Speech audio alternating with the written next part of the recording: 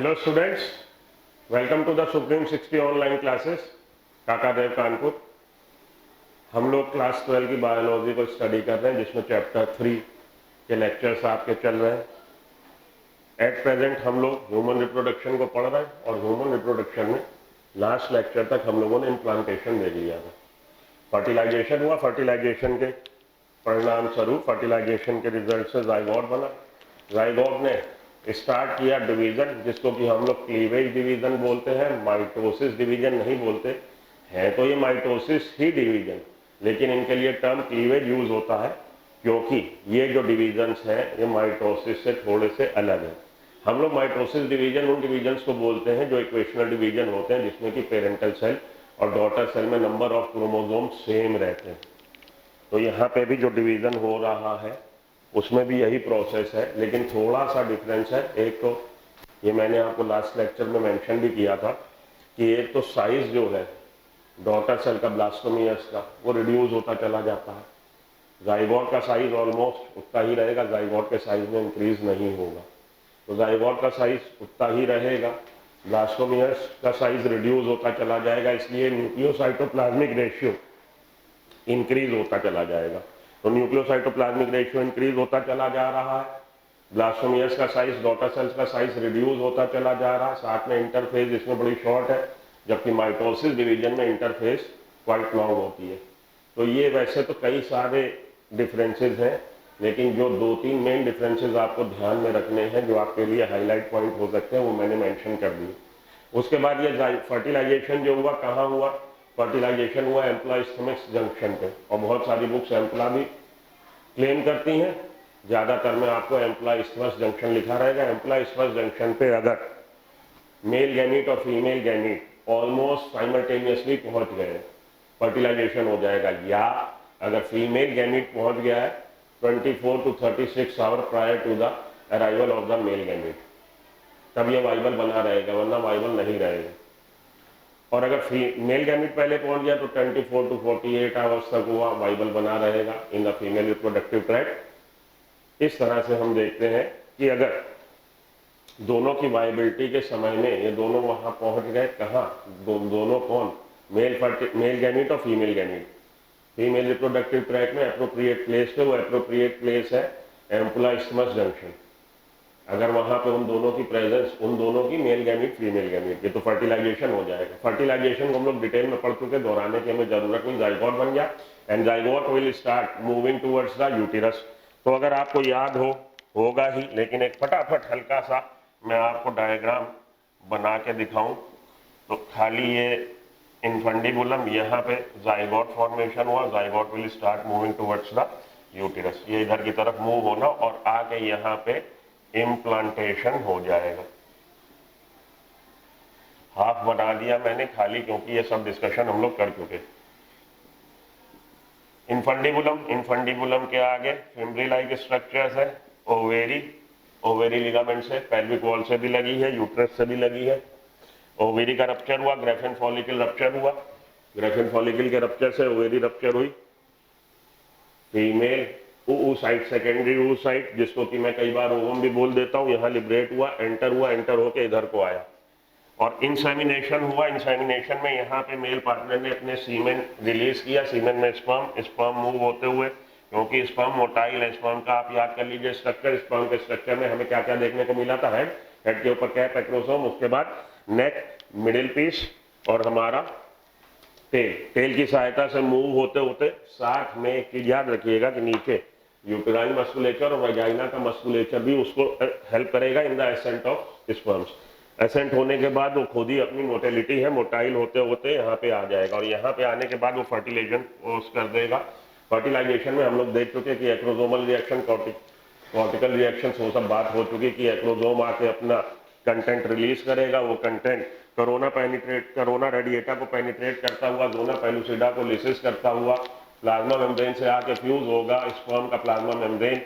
Sperm का plasma membrane जब female gamete से फ्यूज होता है, फीमेल गैमीट कह दीजिए, सेकेंडरी oocyte कह दीजिए, तो उसका डिपोलाइजेशन हो जाएगा। डिपोलाइजेशन कॉज करेगा पॉलीस्पर्मी को रोकेगा, फर्दर दूसरा स्पर्म एंटर नहीं हो पाएगा। साथ के साथ कॉर्टिकल रिएक्शंस की वजह से जोना पेलुसिडा हार्डन हो जाएगी, और स्पर्म एंटर नहीं हो पाएंगे। अब मेल प्रोन्यूक्लियस अंदर जो जा रहा है केवल कहाँ अंदर जा रहा, फीमेल गैमीट के फीमेल oocyte के अंदर जो जा रहा है वो स्पर्म का केवल हेड जा रहा है कंटेनिंग जेनेटिक मटेरियल। तो केवल जेनेटिक मटेरियल जिसको कि हम लोग मेल प्रोन्यूक्लियस बोलेंगे। अब जैसे ही अंदर एंटर होगा सेकेंडरी म्योटिक डिवीजन कंप्लीट हो जाएगा, सेकेंडरी oocyte ओवम में बदल जाएगी, oocyte में बदल जाएगी। सेकेंडरी oocyte ओवम या oocyte में बदल गई। अब उसमें सेकेंडरी मतलब ये हमारा हो गया फीमेल गैमीट हो गया, इसमें होगा फीमेल प्रोन्यूक्लियस, मेल प्रोन्यूक्लियस और फीमेल प्रोन्यूक्लियस का फ्यूजन हो गया तो फर्टिलाइजेशन हो गया, जिसको कि हम एम्फीमिक्सिस बोलते हैं। Amphimixis is the term equivalent to the syngamy fertilization. और अगर ये sexual reproduction without gamete formation and without meiosis हो रहा तो उसके लिए हम लोग एपोमिक्सिस टर्म यूज किया था। एम्फीमिक्सिस यहाँ पे यूज हो रहा है, उसके लिए एपोमिक्सिस, जो कि अपनी बुक कहती है कि formation of seed without fertilization, ये अपनी बुक कहती है। लेकिन मैंने जब आपको एपोमिक्सिस पढ़ाया था तब ये बोला था कि ये थोड़ा सा रिस्ट्रिक्टेड है, ब्रॉड पढ़िए इसको कि फॉर्मेशन ऑफ ऑर्गेनिज्म, हमने ये आपको बताया था। हालांकि एनसीईआरटी की बिल्कुल क्लियर कट लाइन है कि formation of seed without sexual reproduction without gamete formation and fusion that is known as apomixis.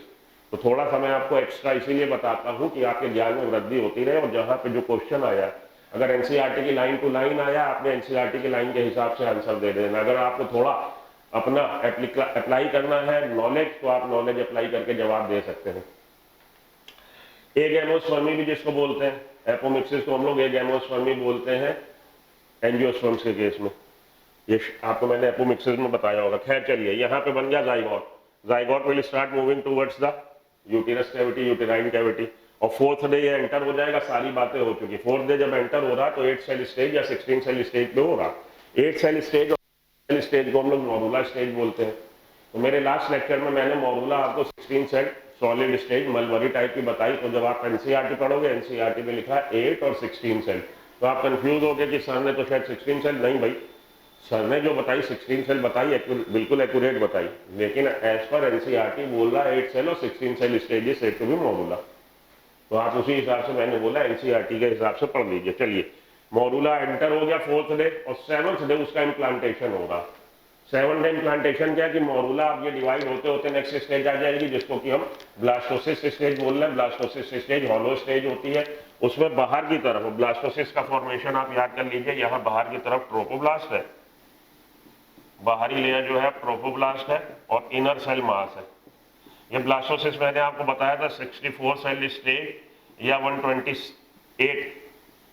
64 और 128 सेल स्टेज ब्लास्टोसिस, क्योंकि इसमें ब्लास्टोसील है, ये ब्लास्टोसील है, और ये ट्रोफोब्लास्ट है बाहर की लेयर। अब ट्रोफोब्लास्ट अटैच होगी यूटेराइन मस्कुलेचर से, एंडोमेट्रियम से। जब वो अटैचमेंट हुआ तो इम्प्लांटेशन हो गया। अटैचमेंट होने के बाद ये सिंक कर जाएगी अंदर को, सिंक कर जाएगी, क्योंकि जब ये इस पे अटैच हो जाती तो यूटेराइन जहां पे ये अटैच हुई है वहां के अगल बगल की यूटेराइन मस्कुलेचर फ्रीक्वेंटली डिवाइड होगा। डिवाइड होने से प्रोलिफरेट हुआ और उसको अपने अंदर समा लेगा, एम्बेडेड हो जाएगा हमारा ब्लास्टोसिस्ट के अंदर, और उसको चारों तरफ से यूटेराइन मस्कुलेचर घेर लेगा।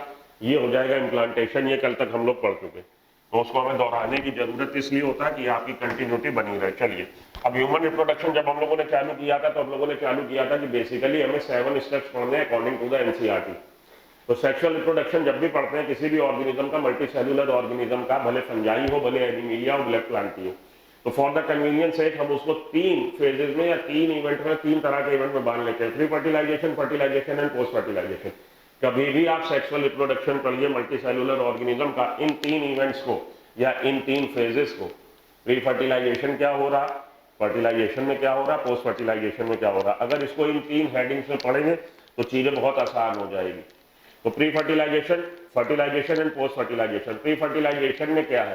प्री फर्टिलाइजेशन में gamete formation and gamete transfer.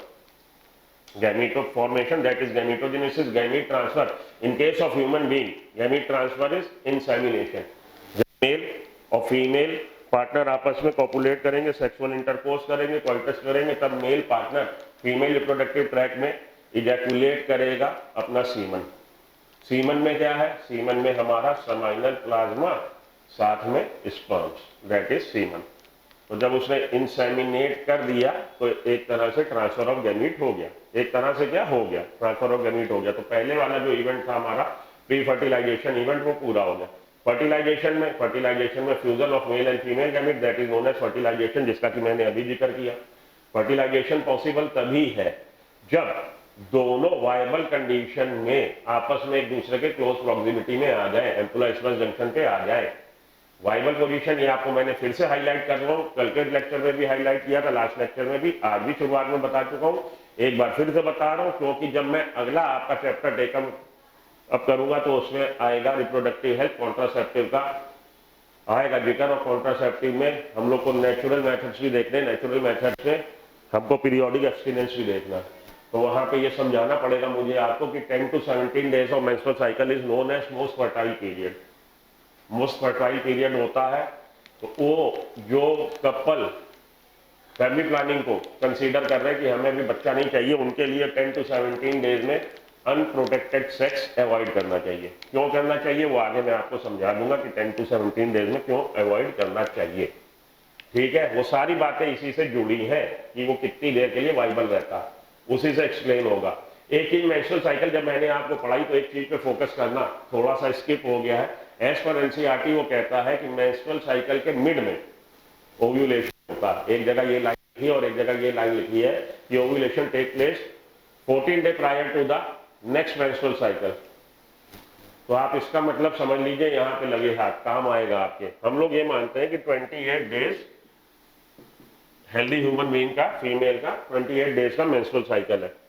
तो मिड में एक जो लाइन आई है कि मिड में, तो 14 डे पे हम लोग, और 14 डे पे ही जब हमने बनाया था डायग्राम आपका एक्सप्लेन करने के लिए मेंस्ट्रुअल साइकिल को, तब एलएस सर्च हमने एट द 14 डे दिखाया था, और अपनी बुक में भी जो डायग्राम बना हुआ है एलएस सर्च 14 डे पे दिखाया गया कि 14 डे पे जाके एलएस सर्च हुआ, ओव्यूलेशन हो गया। LS search is responsible for the ovulation, LS search भी रिस्पॉन्सिबल है ओव्यूलेशन के लिए।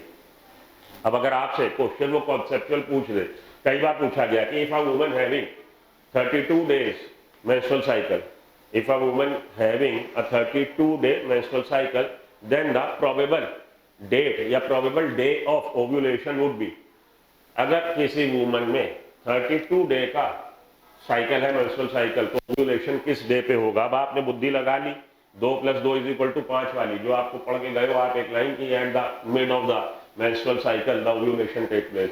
अगर वो आपने बुद्धि लगा ली तो आप कहोगे कोई क्वेश्चन है, 32/2 16, धड़ से आप 16 वाले को टिक लगा दोगे और धड़ से वो गलत हो जाएगा। तो इसका कॉन्सेप्ट समझ लीजिए है क्या। यहाँ पे एक्स फिगर है कोई भी, एक्स फिगर कोई भी 30 हो सकती, 32 हो सकती, 40 हो सकती। पर देखिए एज्यूम करना, एज्यूम करने में क्या जा रहा, हम ये एज्यूम कर लें कि हमारे सब पूर्वज जिंदा, तो पाकिस्तान मेरा हो जाएगा, पाकिस्तान तक मोंगा की खाट बिछेगी। तो एक्स की वैल्यू कुछ भी हो सकती है। यहाँ पे हमने एग्जांपल उठाया कि 32 डे, मतलब ये एक्स की वैल्यू जो है, एक्स बता रहा कि इतने डे का उसका मेंस्ट्रुअल साइकिल है। अब आपसे पूछ रहा किस दिन ओव्यूलेशन हो रहा, तो आप x/2 का अगर जवाब दे दोगे गलत हो जाएगा। आपने जो जवाब देना, आपने जवाब देना x - 14, that number would be the probable day of the ovulation, x - 14, इस तरह से जवाब देना। तो अगर 32 डे का मेंस्ट्रुअल साइकिल है तो आपने 14 लेस कर देना, 18th डे पे ओव्यूलेशन हुआ। अगर 30 डे का है तो 30 - 14 कर देना, 16 डे पे प्रोबेबल डे है ओव्यूलेशन की। और अगर 40 डे का है तो 20 x/2 नहीं भैया, -14 कर दीजिए, 26 डे है। क्या बात को पकड़िए जो मैं लाइन बोल रहा हूँ कि नेक्स्ट मेंस्ट्रुअल साइकिल के 14 डे पहले ओव्यूलेशन होता है। नेक्स्ट मेंस्ट्रुअल साइकिल की जो डेट है उससे 14 दिन पहले ओव्यूलेशन होता है। ये है फंडा। तो ये फंडा लगाएंगे तो आपको कभी भी इसमें आप चूकेंगे नहीं। और ये बुक की लाइन है, आप देखिएगा बुक में लाइन ये है कि prior to the 14 day of the next menstrual cycle या next menses day the ovulation take place. अगर आप उसको देख लेंगे, ध्यान दे लेंगे, तो आप ये लाइन को मिस नहीं करेंगे और उसका मतलब भी समझ लेंगे। तो जो हम लोग आज तक पढ़ चुके ह्यूमन रिप्रोडक्शन में पढ़ना क्या था, अभी बात हो रही थी pre fertilization event, fertilization event and post fertilization event. Pre fertilization में गैमेटोजेनेसिस को फर्दर स्पर्मेटोजेनेसिस, oogenesis दोनों में अलग अलग है। गैमेटोजेनेसिस और स्पर्मेटोजेनेसिस के जो डिफरेंसेस हैं वो उसको पढ़ाते समय मैंने हाईलाइट किए थे। यहाँ पे कहिए तो फिर से एक बार बोल दूं, उच्चार दूं, तो उच्चारण करते हैं कि क्या था स्पर्मेटोजेनेसिस में, स्पर्मेटोगोनिया से जब मियोसिस डिवीजन हुआ 4 स्पर्म बने हैं, जबकि oogonia के मियोटिक डिवीजन से आपके 2 पोलर बॉडी और 1 सेकेंडरी oocyte। केवल 1 फीमेल गैमीट बनी है, 2 पोलर बॉडी और किसी बुक में 3 पोलर बॉडी भी दे रखी है, क्योंकि ये मान के चलें कि फर्स्ट पोलर बॉडी जो बनी वो फर्दर डिवाइड हो गई, इसलिए कहीं कहीं 3 कहीं कहीं 2। आपसे ये 2 या 3 वाला क्वेश्चन तो नहीं पूछा जाएगा, आपसे ये पूछा जा सकता है कि फीमेल गैमीट, वो ये कई बार पूछ लेते हैं कि मानिए अगर 100 जाइगोट बनने हैं तो कितने डिवीजन हुए, तो 100 जाइगोट बनने के लिए कितने डिवीजन रिक्वायर्ड होंगे, सोच के बताइएगा। तो हमें 100 चाहिए होंगे फीमेल गैमीट, जाइगोट बनने के लिए 100 फीमेल गैमीट चाहिए होंगे, और हमें 100 ही चाहिए होंगे मेल गैमीट। मेल गैमीट 100 बनने में 25 डिवीजन से बन जाएगा, क्योंकि 1 से 4 बन रहे हैं तो 125 कुल डिवीजन हो गए। और ये sexual reproduction in flowering plant, उससे भी वो बना देता है क्वेश्चन कि भाई अगर जाइगोट बन रहा है, जाइगोट अगर बन रहा है तो कितने हमें चाहिए पोलन ग्रेन, या कितने हमें चाहिए मेल गैमीट। वहां पे भी इस तरह से क्वेश्चन वो बना देता, क्योंकि वहां पे भी मेगास्पोर मदर सेल से एक ही एग बना था, 4 मेगास्पोर मदर सेल से 4 मेगास्पोर बने, 3 डीजनरेट हो गए थे, एक से केवल 1 एम्ब्रायोसाइट बना था। वहां पे भी यही इक्वेशन लगेगी और यहाँ पे भी यही इक्वेशन लगेगी। तो ये हो गया आपका फर्टिलाइजेशन से संबंधित जानकारी थोड़ी सी जाइगोट से। तो स्पर्मेटोजेनेसिस और गैमेटोजेनेसिस की बात मैं कर रहा था। डिफरेंसेस क्या है कि एक स्पर्म मदर सेल से, प्राइमरी जर्म सेल से 4 मैच्योर स्पर्म बन रहे हैं, और वहां पे 1 oogonia या 1 मदर जर्म सेल से 1 केवल फीमेल गैमीट बन रहा। पहला तो ये है। दूसरा यह है कि spermatogenesis starts at the age of puberty, whereas oogenesis starts in the foetal life itself. Foetal life से ही चालू हो गया है oogenesis। स्पर्मेटोजेनेसिस एक तरह से कंटिन्यूअस प्रोसेस है, उसका बीच में हॉल्ट नहीं है। जबकि oogenesis में देखा है कि प्राइमरी oocyte जब एंटर करती है मियोसिस में, प्रोफेज 1 में हॉल्ट हो जाती है। तो मियोसिस 1 हॉल्ट हो गया, ऐसे ही मियोसिस 2 भी हॉल्ट हुआ। हॉल्ट का मतलब रुकना, चलते चलते रुक गई। तो हॉल्ट जो हुआ है मियोसिस 2, उसका दूसरा फेज भी हॉल्ट हुआ है। वो प्रोफेज में हुआ था, मियोसिस 2 याद रखिएगा मेटाफेज में हॉल्ट होता। ये बात भी ध्यान में रखिएगा। मियोसिस 2 प्राइम जो हमारी बनी है oocyte, सेकेंडरी oocyte, जो अब डिवाइड होकर बना जाएगी मैच्योर फीमेल गैमीट, वो भी तो अभी हॉल्ट हो गई है। और उसका प्रोसेस कब पूरा होगा? जब मेल स्पर्म एंट्री मार देगा, जब मेल स्पर्म एंट्री मार देगा इनसाइड द फीमेल गैमीट, जब मेल हेड एंटर हो जाएगा फीमेल सेकेंडरी oocyte में, जैसे ही एंटर होगा मियोसिस 2 कंप्लीट हो जाएगा, जो मेटाफेज स्टेज पे हॉल्ट हुआ। क्लियर? हाँ, चलिए। तो स्पर्मेटोजेनेसिस और oogenesis में जो फर्क थे वो हाईलाइट हो गए। अच्छा, एक चीज और है, एक फर्क और है, जो स्पर्मेटोजेनेसिस में जो स्पर्म बन रहे हैं मेल के जर्म सेल से, पेरेंटल सेल से जो गैमीट बन रहा है, पर पहले भैया प्राइमरी स्पर्मेटोसाइट का सेकेंडरी स्पर्मेटोसाइट 2 बने, फिर स्पर्मेटोसाइट जो 2 अलग अलग बने उन्होंने नीचे 4 स्पर्मेटिड बना दिए। तो इसमें हम देखते हैं कि डॉटर सेल्स का जो साइज है ऑलमोस्ट सेम है स्पर्मेटोजेनेसिस में, वेयर oogenesis में डॉटर सेल जो बन रही है, एक बनी हमारी सेकेंडरी oocyte, एक बनी फर्स्ट पोलर बॉडी, उसमें साइज का बहुत ज्यादा फर्क है। और ये चीज एनसीईआरटी ने आपसे पूछी भी है कि what is the significance of the increased size, what are the significance of the large size of the secondary oocyte? The significance is that because at the time of zygote formation and embryogenesis the nutrition is provided by the secondary oocyte only। जो mail sperm लेके आ रहा केवल genetic material लेके आ रहा और कुछ लेके नहीं आ रहा, और सेंट्रियोल लेके आ रहा जो उसमें नहीं होते हमारे फीमेल गैमीट में। फीमेल गैमीट भी ये आपको बता दिया था मैंने कि फीमेल गैमीट में सेंट्रियोल नहीं होते। तो ये इसका लार्जर बनना, किसका? सेकेंडरी oocyte का लार्जर बनना। प्राइमरी oocyte प्राइमरी फॉलिकल के अंदर जो है वो एंटर हो गई है मियोसिस 1 में, हॉल्ट हो गया। जब ये मियोसिस पूरा हो जाएगा at the age of puberty, तब सेकेंडरी oocyte बनेगी, फर्स्ट पोलर बॉडी बनेगी। फर्स्ट पोलर बॉडी तो टाइनी सी, इतनी सी, नन्ही सी, मुन्नी सी है। और सेकेंडरी oocyte उसने पूरा का पूरा माँ बाप की जायदाद रख ली, उसको जब सत्ता से बेदखल कर दिया, तुम भैया तनखइये, तुम बाहर निकलो। कौन? First polar body. तो फर्स्ट पोलर बॉडी बिल्कुल टाइनी है और इसके पास खूब सारा मास आ गया, न्यूट्रिशन आ गया, क्योंकि आगे जब जाइगोट बनेगा और जाइगोट का इम्प्लांटेशन होगा, जब तक प्लासेंटा फॉर्मेशन होगा। प्लासेंटा फॉर्मेशन कब होगा? अब लगे आती बुद्धि लगा के हमें बताइए, प्लासेंटा फॉर्मेशन कब होगा? अरे भैया 7वें दिन जाके इम्प्लांटेशन हुआ। तो 7वें दिन जब इम्प्लांटेशन हो जाता, जब वो उसमें धस गया, जो भी हमने आपको कथा सुनाई थी लीलावती कलावती की, ये अभी आके धस गया, जब धस गया इम्प्लांटेशन हो गया, उसके बाद ट्रोफोब्लास्ट पे फिंगर लाइक प्रोजेक्शन बनने लगेंगे। और फिंगर लाइक प्रोजेक्शन जब बने हैं ट्रोफोब्लास्ट में, तब उसके अगल बगल क्या है, यूटेराइन मस्कुलेचर, और यूटेराइन मस्कुलेचर और मैटरनल ब्लड वेसल्स है। उसके चारों तरफ से वो घिर गया, फिंगर लाइक प्रोजेक्शन बन गए। अब इसके चारों तरफ की यूटेराइन मस्कुलेचर वो भी प्रोलिफरेट करेंगी और इंटरडिजिटेट, तब वो आपस में एक दूसरे में एक तरह से मर्जर करके आप केक लाइक प्लासेंटा होता है, cake like structure placenta is form. तो placenta is the connecting link between mother and foetus, mother और फीटस के बीच में कनेक्टिंग लिंक है प्लासेंटा। प्लासेंटा बनने में योगदान किसका, तो ट्रोफोब्लास्ट क्या थी, अभी मैंने बनाया था ट्रोफोब्लास्ट, ये हमारा ब्लास्टोसिस्ट की जो बाहर की लेयर है ट्रोफोब्लास्ट, और ये इनर सेल मास ही तो प्रिकर्सर है एम्ब्रायो का, एम्ब्रायो इनर सेल मास ही बनाएगा। और एम्ब्रायो और फीटस क्या होते हैं, मैंने कल आपको बताया था कि कॉन्सेप्शन से लेके 8th वीक तक के डेवलपिंग ऑर्गेनिज्म को हम लोग क्या बोलते हैं, एम्ब्रायो, और from 8th week onwards till parturition that is foetus. ये बात भी मैंने आपको कल हाईलाइट मैं कर चुका हूं। तो ये एम्ब्रायो है, ये इनर सेल मास, और इनर सेल मास में टोटिपोटेंट सेल्स है, स्टेम सेल्स के, इससे ही फ्यूचर के सारे ऑर्गन बनने हैं।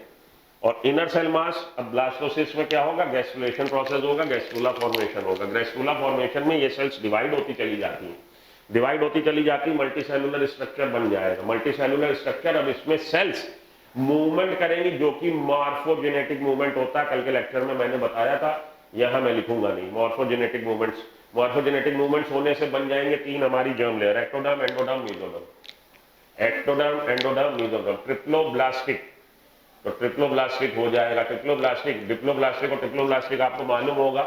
डिप्लोब्लास्टिक और ट्रिप्लोब्लास्टिक बोलते हैं according to the presence of germ cells in the embryo life. Embryo life में कितनी जर्म सेल्स हैं, एक जर्म लेयर है, एम्ब्रायो लाइफ में कितनी जर्म लेयर है, उस हिसाब से हम लोग ऑर्गेनिज्म को डिप्लोब्लास्टिक और ट्रिप्लोब्लास्टिक बोलते हैं। जब से ट्रिप्लोब्लास्टिक आएगा तब से सिलोम का हमें कंसीडर करना पड़ेगा कि सिलोम प्रेजेंट है कि नहीं। तो पहला ट्रिप्लोब्लास्टिक कौन है, प्लेटियलमेंथ्रीज से ट्रिप्लोब्लास्टिक चालू हो जाएगा जो कि एसिलोमेट है। एस्केलमेंथ्रीज हमारे ट्रिप्लोब्लास्टिक है जो कि सीडोसिलोम है, और एनीलिडा से ट्रू सिलोम की प्रेजेंस आ जाएगी। ट्रू सिलोम क्या है, ट्रू सिलोम है cavity between body wall and gut wall which is lined by the mesoderm inside, वो है ट्रू सिलोम। एस्केलमेंथ्रीज में उसको फॉल्स सिलोम, सीडोसिलोम क्यों बोल रहे हैं, because it is present in the form of patches में है। सारी बातें ये आपको अगर मौका लगा वो वाले चैप्टर पे आए तो बताएंगे। थोड़ा सा ज्ञान, मैंने बोला ये बायोलॉजी है, साइंस है, इसमें मैं क्या करता हूँ कि एक चैप्टर में जिस चीज का जिक्र आया उसको कोरिलेट कर दीजिए दूसरे चैप्टर में भी, वहां पे ये जिक्र है, तो बच्चा उसको कैच कर लेता है। आपको जब तक पूरे साल में मैं 10 बार हनुमान चालीसा नहीं पढ़ाऊंगा आपको रटेगा नहीं। तो जब जब मौका लगेगा किसी भी चैप्टर का कहीं भी, जैसे फोटो पीरियड भी आपको कई बार इधर उधर मैं बता चुका हूँ, और जिस दिन इस पे आगे मिनरल न्यूट्रिशन एंड ग्रोथ पे उस दिन फोटो पीरियड पढ़ाया, तब तक आप इतनी बातें सुन चुके होंगे कि वो आपको देखा भाला इंसान लगेगा। फोटो पीरियड आपको एलियन नहीं लगेगा कि कहीं बाहर से कोई चीज सर बता रहे। तो इधर आ जाइए, लौट गया इनर सेल मास पे, ट्रोफोब्लास्ट पे। ये जब एंटर हो गया, एम्बेडेड हो गया, तब इसमें ट्रोफोब्लास्ट पे क्या आ गई, फिंगर लाइक प्रोजेक्शन, और यूटेराइन मस्कुलेचर के साथ उसने इंटरडिजिटेट और उसने बना दिया placenta. After implantation the finger like projection appear over trophoblast which are surrounded by the uterine tissue and the maternal blood. The uterine tissue and their finger-like projection, these finger-like projection get interdigitated and cake-like structure the placenta is formed by this way. और इस तरह से placenta बन गया। तो बात हम लोग कर रहे थे आउटलाइन की। आउटलाइन में बात करते करते गैमेटोजेनेसिस के डिफरेंस की, उसके बाद फर्टिलाइजेशन के बाद इम्प्लांटेशन। तो इम्प्लांटेशन तक मैं आपको पढ़ा चुका हूं, वही सब पुराना रिकैप आज थोड़ा थोड़ा जल्दी मैंने दोहराया। अब हमें क्या टेकन अप करना, हमें टेकन अप करना pregnancy and development and parturition and lactation. Okay, तो प्रेगनेंसी एंड डेवलपमेंट में, प्रेगनेंसी जब कंसीव कर जाती है लेडी कंसीव कर जाती, कंसीव करना कहते हैं जब इम्प्लांटेशन हो गया, कंसीव कर गई। जब कंसीव कर गई लेडी, प्रेगनेंसी सेट हो गई, मतलब जाइगोट फॉर्मेशन के बाद जब जाइगोट आके धस गया है, उसमें इम्प्लांट हो गया है, तो हम कहेंगे प्रेगनेंसी सेटअप हो गई। तो pregnancy and development, embryonic development को आज हमें पढ़ना है। Pregnancy and embryonic development and parturition and lactation, ये पढ़ना है हमें। तो प्रेगनेंसी एंड एम्ब्रियोनिक डेवलपमेंट में सबसे पहले क्या है, आफ्टर इम्प्लांटेशन होने के बाद, इम्प्लांटेशन होने के बाद, इम्प्लांटेशन अभी आपको डिस्क्राइब किया मैंने भाई कि चौथे दिन वो एंटर हुआ था मोरूला। मोरूला जो चौथे दिन एंटर हुआ सॉलिड फॉर्म है, 8 और 16 सेल स्टेज है। मोरूला चौथे दिन यूटिराइन कैविटी में एंटर हुआ, उसमें डिवीजन हो रहा है, डिवीजन नहीं रुक रहे, डिवीजन होते होते देखिए 1 का 2, 2 का 4, 4 का 8, 8 का 16, 16 32, 64, 128, 256, 512, 1024 सेल डिवीजन होते रहेंगे। तो मोरूला एंटर हुआ 16 सेल स्टेज पे। अपनी बुक कहती है 8 और 16 सेल स्टेज, रख लीजिए आप 8 और 16 सेल स्टेज, मुझे क्या, इसमें तेरा घाटा मेरा कुछ नहीं जाता। 8 और 16, 8 और 16 मान लिया जी मोरूला हो गया, मोरूला आ गया, यूटिराइन कैविटी में एंटर हो गया। अब यूटिराइन कैविटी में एंटर होने के बाद वो शांत होकर नहीं बैठा, उसमें डिवीजन हो रहे हैं, डिवीजन होते होते अगली स्टेज आ गई, ब्लास्टोसील स्टेज आ गई, ब्लास्टोसिस्ट स्टेज जिसमें ब्लास्टोसील है, जिसको हम लोग दूसरे एनिमल में ब्लास्टूला बोलते हैं। यहाँ पे ब्लास्टूला नहीं बोलते, यहाँ पे हम बोलते हैं blastocyst, because of the presence of a cavity blastocoel, blastocoel की प्रेजेंस है। ऑफ 64 सेल स्टेज या 128 सेल स्टेज पे ऐसा अपनी बुक ने उसको हाईलाइट नहीं किया है, लेकिन मैंने बोला ना कि कुछ थोड़ा सा एक्स्ट्रा ज्ञान मैं आपको देता चलूं। तो 64 सेल स्टेज और 128 सेल स्टेज पे अब इसका इम्प्लांटेशन हो गया ब्लास्टोसिस्ट का। सारी बातें दोहरा चुका हूं कम से कम चौथी बार। तो ब्लास्टोसिस्ट का इम्प्लांटेशन हुआ, आप जानते हैं, उससे अटैच हुई, उसमें सिंक कर गई और अगर बगल की यूटिराइन जो मस्कुलेचर है उसने डिवाइड करके उसको अपने में समाहित कर लिया, उसको चारों तरफ से घेर लिया, इम्प्लांटेशन हो गया। इम्प्लांटेशन के बाद क्या हो रहा, आफ्टर इम्प्लांटेशन, तो अब ये वाली कहानी चालू कर दे प्रेगनेंसी एंड डेवलपमेंट। तो ये ऊपर का सब आप कर दीजिए रब। अब हमें डिस्कस क्या करना है, प्रेगनेंसी और डेवलपमेंट, इसको भी कर दीजिए रब। करने से पहले रब आप इसको ये देखो, इम्प्लांटेशन जब हुआ था तो ये हमारा यूटिराइन मस्कुलेचर एंडोमेट्रियम ऐसे हुआ, ये धंसता चला जाएगा अंदर, ये मान लीजिए ये कंडीशन, ये ट्रोफोब्लास्ट और ये इनर सेल मास। तो एंडोमेट्रियम एक तरह से उसमें धंसता चला जाएगा, ये है प्रोसेस, ट्रोफोब्लास्ट और ये इनर सेल मास और ये एंडोमेट्रियल बेड जो बना, प्रोलिफरेशन हो रखा, जो तैयारी कर रखी है। प्रोलिफरेशन के लिए कौन जिम्मेदार है, एस्ट्रोजन, और मेंटेनेंस के लिए कौन जिम्मेदार है, प्रोजेस्टेरोन। एंडोमेट्रियल बेड के प्रोलिफरेशन के लिए जिम्मेदार एस्ट्रोजन और मेंटेनेंस के लिए, मेंटेनेंस और थिकनिंग के लिए progesterone. We have talked about earlier, हम लोग इसकी बात पहले से कर चुके हैं। प्रेगनेंसी एंड डेवलपमेंट पे आ जाइए। प्रेगनेंसी एंड डेवलपमेंट में after implantation the finger like projections appear over trophoblast, trophoblast में फिंगर लाइक प्रोजेक्शंस अपीयर हो जाएंगे, which are surrounded by the uterine tissue and maternal blood, जो कि सराउंडेड है यूटिराइन टिश्यू से और मैटरनल ब्लड से। ब्लड वेसल्स भी है भाई, उसमें मस्कुलेचर है, ब्लड वेसल्स भी तो है। तो अगर आपको याद होना ही चाहिए, यूटिरस की हम लोगों ने कितनी मस्कुलेचर लेयर देखी थी, कितनी लेयर देखी थी। तो outermost layer is perimetrium, middle वाली myometrium and innermost is endometrium. Middle वाली myometrium is responsible for the, हम लोग आगे देखेंगे पार्चुरेशन के समय इसमें विग्रस कॉन्ट्रैक्शन होंगे, and it is responsible for the childbirth, for expulsion of foetus outside uterus at the time of childbirth. इसमें विग्रस कॉन्ट्रैक्शन होते हैं मायोमेट्रियम में। और एंडोमेट्रियम जो है ग्लैंडुलर इन नेचर है, ग्लैंड्स है वहां पे जो फ्लूइड सिक्रीट करती है। प्रोजेस्टेरोन की अधिकता में वो और ज्यादा फ्लूइड सिक्रीट करेंगी, वाटरी फ्लूइड सिक्रीट करती है। प्रोजेस्टेरोन जैसे हम लोग देते हैं प्रोजेस्टेरोन पिल दी, तो ये फ्लूइड जो है विस्कस फ्लूइड हो जाता है, थिक हो जाता है, एक तरह से प्लग बना देता है। प्लग का मतलब कहीं पे कोई चीज लीक हो रही है, आप पेंसिल भर दीजिए, प्लग कर दीजिए, तो वाटरी फ्लूइड रिलीज करता है। और यही तो है वीपिंग ऑफ यूटिरस। कल आपको बताया था menstrual cycle, weeping of uterus. Weeping of uterus जो मेंस्ट्रुअल फ्लो हो रहा है उसमें क्या है, तो यही सारा फ्लूइड है जो यूटिराइन ग्लैंड्स फ्लूइड सिक्रीट कर रही है। यूटिरस की एंडोमेट्रियल बेड की शेडिंग जो हो गई, जो सेल डेड हो गई वो है, साथ में ब्लड वेसल से रप्चर से जो ब्लड वहां पर निकला वो है, वही बना रहा मेंस्ट्रुअल फ्लो, जिसको हम लोग की बोलते हैं weeping of uterus. Weeping of uterus for the lost ovum, lost ovum के लिए रो रहा है। ये आपको अगर आप चले गए जीएसवीएम में तो गाइटन की बुक में, गाइटन फिजियोलॉजी, उसमें लिखा है। चलिए आइए वापस। Which are surrounded by the uterine tissue, uterine tissue से सराउंडेड है, and maternal blood, maternal blood vessels भी वहां पे है। The uterine tissue and this finger like projection get interdigitated.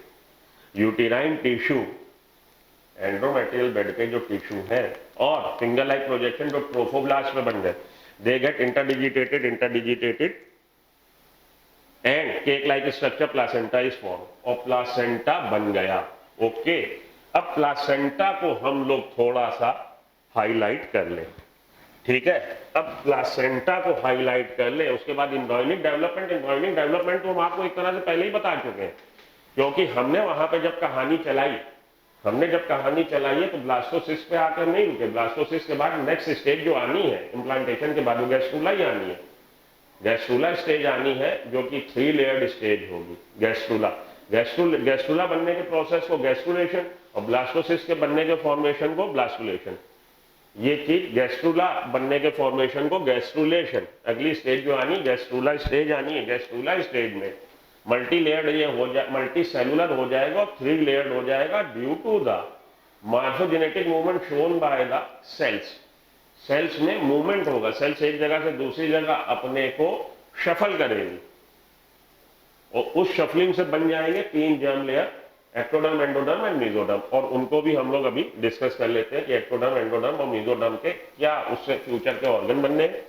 उसको डिस्कस करने के बाद प्लासेंटा को थोड़ा डिटेल में डिस्कस कर ले, और उसको डिस्कस कर ले तो हम आगे चले। ठीक, अब नेक्स्ट हेडिंग आ रही है हमारी प्लासेंटा। तो प्रेगनेंसी और एम्ब्रियोनिक डेवलपमेंट के अंतर्गत इसको पढ़ रहे हैं। हाँ जी, अगला टॉपिक आ रहा प्लासेंटा। तो प्लासेंटा को देखने के लिए उसका डायग्राम आप लोग देखो।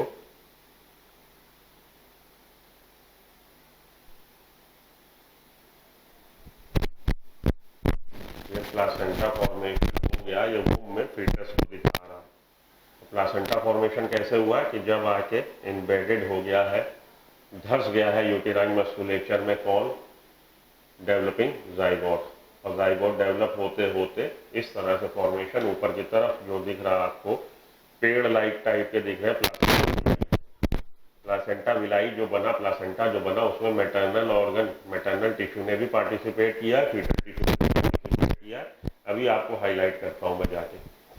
तो ये आपका, इसमें हमें 2 आपको दिख रही है एक्स्ट्रा एम्ब्रियोनिक मेम्ब्रेन। कौन कौन सी दिख रही है? यॉर्क सैक दिख रहा है और एलेंट्रॉइड्स दिख रही है। बाहर की तरफ होती कोरियन और amnion. Korean is the outer most, उसके बाद एमनियन। 4 हमारी फीटल मेम्ब्रेन है, एक्स्ट्रा एम्ब्रियोनिक फीटल मेम्ब्रेन, जिसका कि अभी डिस्कशन करेंगे। तो पहले प्लासेंटा को पढ़ लें और फिर बाद में हम लोग उसको भी देखते हैं।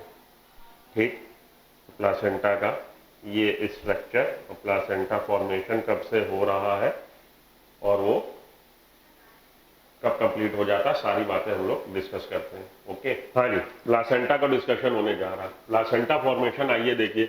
It is a cake like structure, reddish brown colour का केक लाइक स्ट्रक्चर है, जो कनेक्टिंग लिंक है बिटवीन डेवलपिंग फीटस एम्ब्रायो और मदर के टिश्यू के, मदर बॉडी के।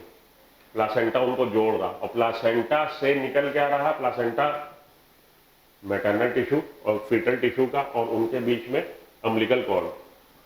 अम्बिलिकल कॉर्ड, प्लासेंटा से अम्बिलिकल कॉर्ड अराइज होगी जो फीटस को जुड़ी हुई है, फीटस से, जिसको कि हम लोग नाल बोल देते हैं, नाल बोल देते हैं, अम्बिलिकल कॉर्ड। तो केक लाइक स्ट्रक्चर है, रेडिश ब्राउन है। केक लाइक आप जानते ही हो, केक लाइक। और इसकी जो सरफेस फीटल की तरफ की होगी वो स्मूथ होती है। फीटस के साइड की केक है, केक आप समझते हो, केक की 2 सरफेस होंगी। तो मैटरनल सरफेस रफ है, जबकि फीटस की साइड की सरफेस स्मूथ है। चलिए आगे। फॉर्मेशन कब चालू हुआ? फॉर्मेशन चालू हुआ इम्प्लांटेशन के बाद। प्लासेंटा का formation starts with the implantation हुआ। इम्प्लांटेशन के बाद जैसे ही वो उसमें एम्बेडेड हुआ, ट्रोफोब्लास्ट में ट्रोफोविलाई बनने लगेंगे, ट्रोफोब्लास्टिक विलाई बनने लगेंगे। तो formation of placenta starts just after the implantation. Implantation के बाद फॉर्मेशन चालू हो गया। कंप्लीट कब हुआ? कंप्लीट जाके हुआ प्लासेंटा का formation around 12th week of pregnancy. 12th week of pregnancy तक जाके प्लासेंटा फुल्ली फंक्शनल, फुल्ली बन जाता। और जबकि 10th वीक से ही ये क्या करता है? जिम्मेदारी संभाल लेता है किसकी? कॉर्पस लुटियम की। कॉर्पस लुटियम क्या था? कॉर्पस लुटियम था remnant of Graafian follicle after ovulation. Ovulation जब हुआ, जो पीछे रह गया वो कॉर्पस लुटियम है। कॉर्पस लुटियम की एवरेज लाइफ कितनी है? On an average corpus luteum की अगर फर्टिलाइजेशन नहीं होता तो 10 to 12 डेज। 14th डे पे ओव्यूलेशन हुआ। हम लोग ये मान के चलते हैं हेल्दी ह्यूमन बीइंग में, लेडी में 28 डेज का मेंस्ट्रुअल साइकिल है, तो 28/2 कर लीजिए। 28/2 नहीं कर लीजिए, 28 - 14 कर लीजिए, 2 ना कर लीजिए। तो वो बुद्धि अगर आप 28/2 करोगे, 14 डे पे ओव्यूलेशन, हर बार भूल जाओगे, हर बार। 28 माइनस 14 कर लीजिए। कभी भी वो बताए कि मेंस्ट्रुअल साइकिल इतने डेज का, माइनस 14 कर लीजिए, ओव्यूलेशन आपको पता लग जाएगा। 14 डे पे ओव्यूलेशन हुआ, ग्रेविसन फॉलिकल रप्चर हुआ, बना क्या? ग्रेविसन फॉलिकल के रप्चर से बनी yellow coloured body, that is corpus luteum, and corpus luteum start secreting progesterone. Progesterone is responsible for the maintenance of endometrial bed. Endometrial bed तैयार किसने किया? प्रोलिफरेट किसने किया? एस्ट्रोजन ने। जब प्रोलिफरेटिव फेस हुआ, क्यों हुआ? क्योंकि उधर फॉलिकुलर फेज हो रहा था, उधर किधर? अरे भैया ओवेरी में फॉलिकुलर फेज हो रहा था, और ओवेरी में फॉलिकुलर फेज होने से developing follicle will start liberating oestrogen. जैसे ही टर्शरी फॉलिकल स्टेज बनेगी, थीका इंटरना बनेगी, एस्ट्रोजन सिक्रेट होने लगेगा। एस्ट्रोजन बम्प आया था, एस्ट्रोजन के ज्यादा होने से एंडोमेट्रियल बेड प्रोलिफरेट हो गया। अब उसको मेंटेनेंस बना तो दिया, बेड हमने तैयार कर दिया, उसको मेंटेन कौन कर रहा? उसको मेंटेन कर रहा प्रोजेस्टेरॉन, कॉर्पस लुटियम। 12वें दिन तक ये मेंटेन रखेगा। अगर ऊपर से सिग्नल आए कि प्रेगनेंसी हो गई है तो मेंटेन रहेगा, ऊपर से सिग्नल ना आए तो ये कॉर्पस लुटियम डाई आउट हो जाएगा। क्यों डाई आउट हो जाएगा? क्योंकि एलएच का सिक्रीशन शट हो जाता, कम हो जाता। एलएच का सिक्रीशन शट क्यों हो गया? एलएच का सिक्रीशन इसलिए शट हो गया है क्योंकि एलएच और एफएसएच का सिक्रीशन इसलिए डाउन हो जाता है क्योंकि increase level of oestrogen and progesterone, 4 hormone है, एस्ट्रोजन और प्रोजेस्टेरॉन बढ़े, वो ऊपर बढ़ते ही जीएनआरएच को कहते हैं कि भैया रुक जाओ, निगेटिव फीडबैक देते हैं। जीएनआरएच का सिक्रीशन कम हुआ हाइपोथैलेमस से, गोनेडोट्रोफिन एफएसएच एलएच का सिक्रीशन कम हो गया। एलएच का सिक्रीशन कम होते ही कॉर्पस लुटियम सर्वाइव नहीं करेगा क्योंकि प्रेगनेंसी नहीं हुई, कॉर्पस लुटियम डाई आउट हो जाएगा। डाई आउट, अरे भैया हम डाई आउट समझाने को बोल देते हैं, डीजनरेट हो गया। कॉर्पस लुटियम अब बचेगा नहीं, कॉर्पस लुटियम अब कॉर्पस एल्बिकेंस में उसका डीजनरेशन होने लगेगा, फंक्शनल नहीं रहेगा। प्रोजेस्टेरॉन लेवल कम होते ही शेडिंग हो गई। और अगर फर्टिलाइजेशन हो गया होता, फर्टिलाइजेशन हो गया होता 14th डे ओव्यूलेशन हुआ है और 16 डे तक फर्टिलाइजेशन हो सकता है। अगर 14 डे ओव्यूलेशन हुआ तो ये बता दो ज्ञानियों हमें कि किस डे तक फर्टिलाइजेशन हो सकता। अगर 14 डे हुआ तो 16 डे तक फर्टिलाइजेशन हो सकता ज्ञानी आत्मा। क्यों? क्योंकि ओव्यूलेशन हुआ तो 24 से 36 घंटे तक वो वहां पे इंतजार करेगी। कौन? अरे भैया सेकेंडरी oocyte वाइबल बनी रहेगी। तो 16 डे पे अगर परफॉर्म कर दिया है किसने? मेल पार्टनर ने या हस्बैंड ने, तो सीमेन आए तो सीमेन 14 दिन पे पहुंची है हमारी कौन? मनीषा कोइराला। आमिर खान की वेट कर रही, पिक्चर मन देखेगा। वो लोग डिसाइड करते हैं कि 26 जनवरी को हम लोग लाल किले पे मिलेंगे, तो मनीषा कोइराला पहले पहुंचेगी या आमिर खान?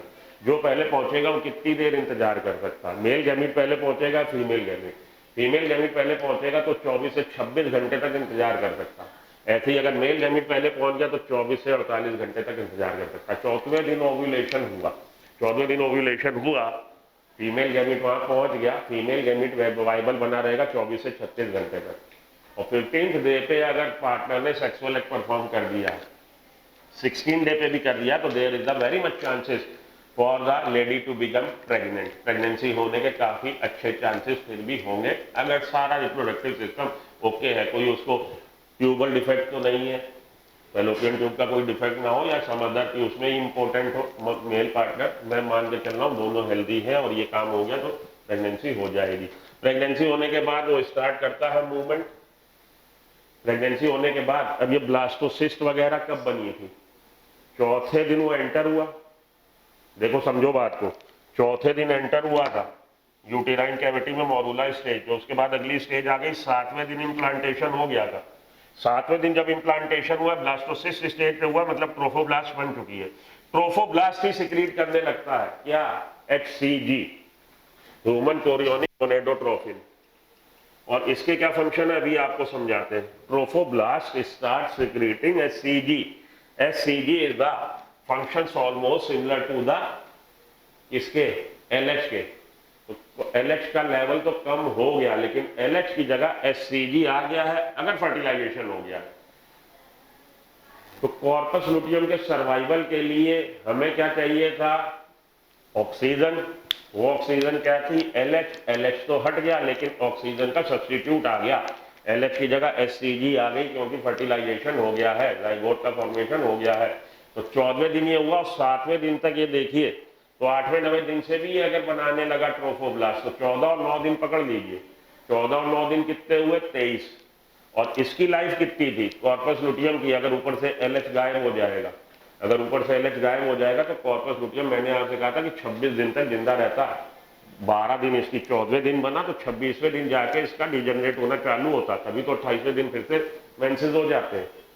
सारी बातें एक दूसरे से जुड़ी है। अब उसको मरने से पहले ही ऑक्सीजन मिल गई, LH तो नहीं आया लेकिन HCG आ गया, तो HCG कॉर्पस लुटियम को रिवाइव जिंदा रखेगा, उसको मरने नहीं देगा। कॉर्पस लुटियम काम करता रहेगा, प्रोजेस्टेरॉन लेवल मेंटेन रहेगा।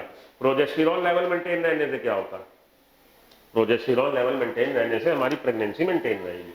Progesterone is the pregnancy hormone, high level of progesterone is required for the maintenance of pregnancy. अब कॉर्पस लुटियम को ये जिम्मेदारी जो दे दी, भैया तुम प्रोजेस्टेरॉन लिबरेट करते रहो, प्रेगनेंसी को मेंटेन रखो, वो कॉर्पस लुटियम वैसे तो मर रहा था 26वें दिन, अब कब जाके मरेगा, अब जाके मरेगा 10वें हफ्ते। 10वें हफ्ते से प्लासेंटा ये काम कर लेगा कि ठीक है अब तुम कॉर्पस लुटियम हटो, प्रोजेस्टेरॉन लेवल हम मेंटेन कर लेंगे। तो देखिए, formation starts with implantation, get completed around 12th week and from 10th week onwards it takes the job of corpus luteum, takes the job of Cl corpus luteum। ये corpus luteum की जो job थी, अब ये corpus luteum से कहेगा भैया अब हम कर लेंगे, अब तुम घर जाओ, अपने तुमने बहुत देर जिम्मेदारी अपनी निभा ली। तो प्लासेंटा अब मेंटेन रख लेगा, क्योंकि प्लासेंटा लिबरेट क्या करता है, सर्टेन हार्मोन्स लिबरेट करता है जिसमें ईस्ट्रोजन और प्रोजेस्टेरॉन भी है। तो ये आपका हो गया प्लासेंटा के बारे में थोड़ी सी जानकारी। अब प्लासेंटा के फंक्शंस हम देखें कि प्लासेंटा फंक्शंस क्या क्या करता है। ये प्लासेंटा की जानकारी कब बनना चालू हुआ, कब बन के कंप्लीट हो गया, और कब उसने कॉर्पस लुटियम से कि ठीक है भैया, राम जी गए थे बनवास, भरत जी संभाले थे चरण पादुका रख के राम राज्य, राम जी जब आ गए उन्होंने कहा ठीक है बेटा भरत अब तुम हटो, मुझे बैठने दो गद्दी पे। तो वही प्लासेंटा ने यहाँ किया कि भैया अब तुम हटो, कॉर्पस लुटियम तुमने बहुत देर जिम्मेदारी निभा ली, तुम जाओ बेटा, अब यहाँ से जिम्मेदारी मुझे दे दो। फंक्शंस पे आइए क्या क्या है प्लासेंटा के। प्लासेंटा के फंक्शन है act as a respiratory organ. Respiratory organ क्या है कि फीटस में ऑक्सीजन, देखिए अभी बाहर नहीं आया, फीटस को ऑक्सीजन सप्लाई इसी से हो रही है प्लासेंटा से। तो प्लासेंटा से मैटरनल ब्लड से फीटस के फीटल ब्लड में डिफ्यूज होके आ जाएगी ऑक्सीजन, और प्लासेंटा के माध्यम से फीटस ब्लड से डिफ्यूज होके चली जाएगी CO2 बाहर मैटरनल ब्लड में। क्लियर? तो ये एक्ट कर रहा है एज अ रेस्पिरेटरी ऑर्गन। एक चीज और याद रखिएगा, प्लासेंटा बैरियर की तरह काम करता है। मैटरनल ब्लड और फीटल ब्लड कभी भी, मैटरनल ब्लड और फीटल ब्लड कभी भी एक दूसरे के संपर्क में, मतलब एक दूसरे संपर्क इन द सेंस कि एक दूसरे से मिक्सिंग नहीं होती, एक दूसरे से मिक्सिंग नहीं होगी कभी भी मैटरनल ब्लड और फीटल ब्लड की। तो आपने इरिथ्रोब्लास्टोसिस फेटालिस अगर सर्कुलेटरी सिस्टम पढ़ा होगा तो वहां पे देखा होगा कि ये क्या है, इनकॉम्पेटिबिलिटी है फीटस के ब्लड ग्रुप की और मदर के ब्लड ग्रुप की। RH निगेटिव अगर मदर है और पहला फीटस उसमें RH पॉजिटिव बन गया तो RH एंटीबॉडी बन जाएगी मदर में, जो पहले पार्चुरेशन में तो उसको दिक्कत नहीं करेगी, लेकिन नेक्स्ट पार्चुरेशन में बड़ी दिक्कत करेगी। अब हम जब बोल रहे हैं आपसे कि अगर फीटल ब्लड और मैटरनल ब्लड का मिक्सिंग ही नहीं हो रही तो फिर क्यों दिक्कत हो रही है, बताओ? लगे हाथ समझ लो, क्योंकि ये जिक्र आया। इसमें जो बनती है एंटीबॉडीज, RH एंटीबॉडीज, वो IgG टाइप की होती है। IgG क्या है? तो एंटीबॉडीज का अगर आप टाइप देखोगे IgG, IgA, IgM, IgD, IgE, ये इतनी तरह की एंटीबॉडीज है। And only IgG antibodies can cross the placental barrier. Placental barrier को केवल IgG एंटीबॉडीज पार कर सकती है, और ये जो RH एंटीबॉडी बनी है ये IgG कैटेगरी की है। बाउंस हो गया हो तो चिंता ना करो, जब सर्कुलेटरी सिस्टम पढ़ाएंगे तब बताएंगे, यहाँ पे भी उतना समय नहीं है कि इससे और ज्यादा बताएं। जो शार्प बच्चे हैं उन्होंने डेफिनेटली इस चीज को कैच कर लिया होगा, जिन्होंने पढ़ा होगा कि types of antibody and their function, जो जानते हैं कि only IgG type of antibody can cross the placental barrier and RH antibodies are basically of this category, IgG type की कैटेगरी की है, तभी वो प्लासेंटल बैरियर क्रॉस करके मैटरनल ब्लड से चली जाएंगी फीटल ब्लड में इन द नेक्स्ट प्रेगनेंसी। अगर नेक्स्ट प्रेगनेंसी में फिर से RH नेगेटिव मदर के अंदर RH पॉजिटिव बन गया है फीटस, तो प्लासेंटा बैरियर को, क्योंकि उसमें एंटीबॉडीज बनी थी प्राइम, जब उसकी पहली प्रेगनेंसी हुई थी, दूसरी प्रेगनेंसी हुई 3 साल बाद, तो क्या 3 साल से उसकी बॉडी में एंटीबॉडीज पड़ी हुई थी? हाँ भैया, मेमोरी सेल्स है, मेमोरी सेल्स है। 3 साल से उसने स्टोर करके रखी थी कि इसने आदमी ने मुझे दिक्कत दी थी, अगली बार आया तो इसको खींच के हम एक बार तो आऊ चाऊ से धोखा खा गए, अगली बार ये आए डोकलाम में तो हम धोखा ना खाएंगे, चीनी नहीं भाई भाई कार्ड एक ही बार हुआ, धोखा हो गया, दोबारा नहीं होगा। तो कोई भी एंटीबॉडी कोई भी एंटीजन जो हमारी बॉडी में आ रहा है, हमारा इम्यून सिस्टम उसको समझ लेता कि बेटा तुम अगली बार आओ, अगली बार हम तुम्हें सब पूरी तैयारी के साथ मिलेंगे। आइए वापस आ जाइए एक्सक्रीटरी ऑर्गन पे। तो रेस्पिरेटरी ऑर्गन की तरह करता है काम, समझ में आ गया। एक्सक्रीटरी ऑर्गन पे आ जाइए। एक्सक्रीटरी ऑर्गन की भैया ये फीटस मेटाबॉलिज्म हो रहा है, तो इसमें नाइट्रोजिनस वेस्ट प्रोडक्ट भी बन रहे हैं, अमोनिया वगैरह भी बन रही है, यूरिया वगैरह भी बन रही है। वो कैसे उसकी बॉडी से बाहर जाएंगी? वो तो बेचारा रूम में बैठा है, उसकी बॉडी से बाहर कैसे जाएगी? ऐसे ही बाहर जाएंगी कि नाइट्रोजिनस वेस्ट डिफ्यूज होके आ जाएंगे मदर के ब्लड में और मदर की किडनी से बाहर। तो ये एक्सक्रीटरी ऑर्गन की भी तरह काम कर रहा है, न्यूट्रिटिव ऑर्गन की तरह काम कर रहा है। न्यूट्रिशन जो होती है, nutrition placenta provides the nutrition to the developing embryo. Placenta से ही न्यूट्रिशन आ रहा, प्लासेंटा से ही न्यूट्रिशन आ रहा। तो ब्लड में मदर ने खाया फूड, फूड का क्या हुआ? डाइजेशन, डाइजेशन के बाद हुआ एब्जॉर्प्शन, स्मॉल इंटेस्टाइन में एब्जॉर्प्शन होने के बाद एसिमिलेशन, जिसने जो अमीनो एसिड से प्रोटीन बनने से बन गए, ग्लूकोज से जो कार्बोहाइड्रेट बनाने थे अगर बन गए, इस तरह से एसिमिलेशन, जिसको हम बोलते हैं एसिमिलेशन होने के बाद मदर के ब्लड में सर्कुलेट कर रहे हैं क्या? मेटाबोलाइट्स। वो मेटाबोलाइट्स अगर इसको चाहिए है तो डिफ्यूज होकर इधर आ जाएंगे। तो इसको न्यूट्रिशन भी कौन दे रहा? प्लासेंटा दे रहा। डाइजेस्टिव ऑर्गन इसलिए कि सर्टेन प्रोटीन्स जो मदर के ब्लड में है और प्लासेंटा के माध्यम से इधर आ रही हैं, उन सर्टेन प्रोटीन्स का डाइजेशन हो जाता है ट्रोफोब्लास्ट लेयर पे। फिर से सुनिए, डाइजेस्टिव ऑर्गन, बाकी तो तीन आपने घटाघट पी लिया होगा आसान से थे। डाइजेस्टिव ऑर्गन की तरह इस तरह काम करता है कि मदर के ब्लड में जो सर्टेन प्रोटीन्स हैं जो डिफ्यूज होके प्लासेंटा से इधर आ सकती हैं, जब वो प्लासेंटा से मूव कर रही होती तो ट्रोफोब्लास्ट लेयर उसको डाइजेस्ट कर देती। ट्रोफोब्लास्ट लेयर प्लासेंटा, अरे भैया प्लासेंटा के फॉर्मेशन में ट्रोफोब्लास्ट लेयर का रोल है, जो इसने जो दोनों ने मिल के बनाया है। राम सेतु बना था तो केवल राम जी की सेना ने बनाया था, हमें चढ़ाई करनी थी। मानिए कोई ऐसा ब्रिज बन रहा है जिस ब्रिज में दोनों पार्टिसिपेट कर रहे हो, ये ब्रिज है placenta between fetus and mother, और इसके फॉर्मेशन में दोनों के ऑर्गन हेल्प करते हैं, दोनों के ऑर्गन कंट्रीब्यूट करते हैं। मदर का कौन सा? मदर का डेसिडुआ बेसिलिस, मदर का ऑर्गन, मदर के टिश्यू जो डेसिडुआ बेसिलिस। और ये क्या है? ये है हमारा मदर के यूटेरस के मायोमेट्रियम, मदर के यूटेरस, ठीक है, अभी तक तो कोई दिक्कत नहीं। यूटेरस की तीन लेयर, पेरीमेट्रियम, मायोमेट्रियम, एंडोमेट्रियम। तो मदर के यूटेरस के मायोमेट्रियम और फीटस, फीटस कह लीजिए, डेवलपिंग एम्ब्रायो कह लीजिए, या जाइगोट डेवलपिंग कह लीजिए। फीटस की outermost trophoblast layer, fetus के ट्रोफोब्लास्ट लेयर के बीच, इन दोनों के बीच में जो मैटरनल टिश्यू आए हैं, जो मैटरनल टिश्यू है वो कहलाते हैं डेसिडुआ बेसिलिस। तो बेसिकली ये है क्या? It is that part of the uterus, it is that part of the myometrial lining of uterus which lie between trophoblast layer of fetus and maternal myometrium, maternal uterus myometrium lining और trophoblast foetus के बीच में जो tissue आ गया, basically endometrium आ गया ना। तो endometrium का वो हिस्सा, पूरा एंडोमेट्रियम थोड़ी ना आया, जहां पे आके इम्प्लांट हुआ वो आया, वो वाला हिस्सा एंडोमेट्रियम का डेसिडुआ बेसिलिस कहलाता है।